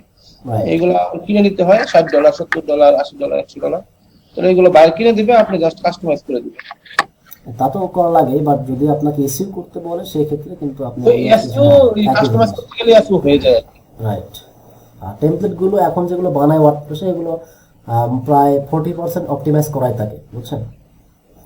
40 to 50% অপটিমাইজ করা থাকে, বিশেষ করে ই কমার্স পেজগুলো, ওয়েবসাইটগুলোর মধ্যে যে উডমার্ট, তারপর ওয়ালমার্ট, গ্রিনমার্ট, ওয়ালমার্ট, গিলমার্ট, তারপর আপনি যে ই-কমার্সটা সবচেয়ে বেশি জনপ্রিয়। এই যে ওয়েবসাইটগুলো, ই কমার্স ওয়েবসাইটগুলো যে থিম, এগুলো টেমপ্লেট, এইগুলো হিউজ পরিমাণ অপটিমাইজড এবং লাইট স্পিড। এখন লেখছে যে মিস্টেক হয়ে গেছে, ক্যামেরা সরি ফর দ্যাট, মানে ক্যামেরা ওপেন করে রাখছে। আচ্ছা, সমস্যা নাই, প্রবলেম।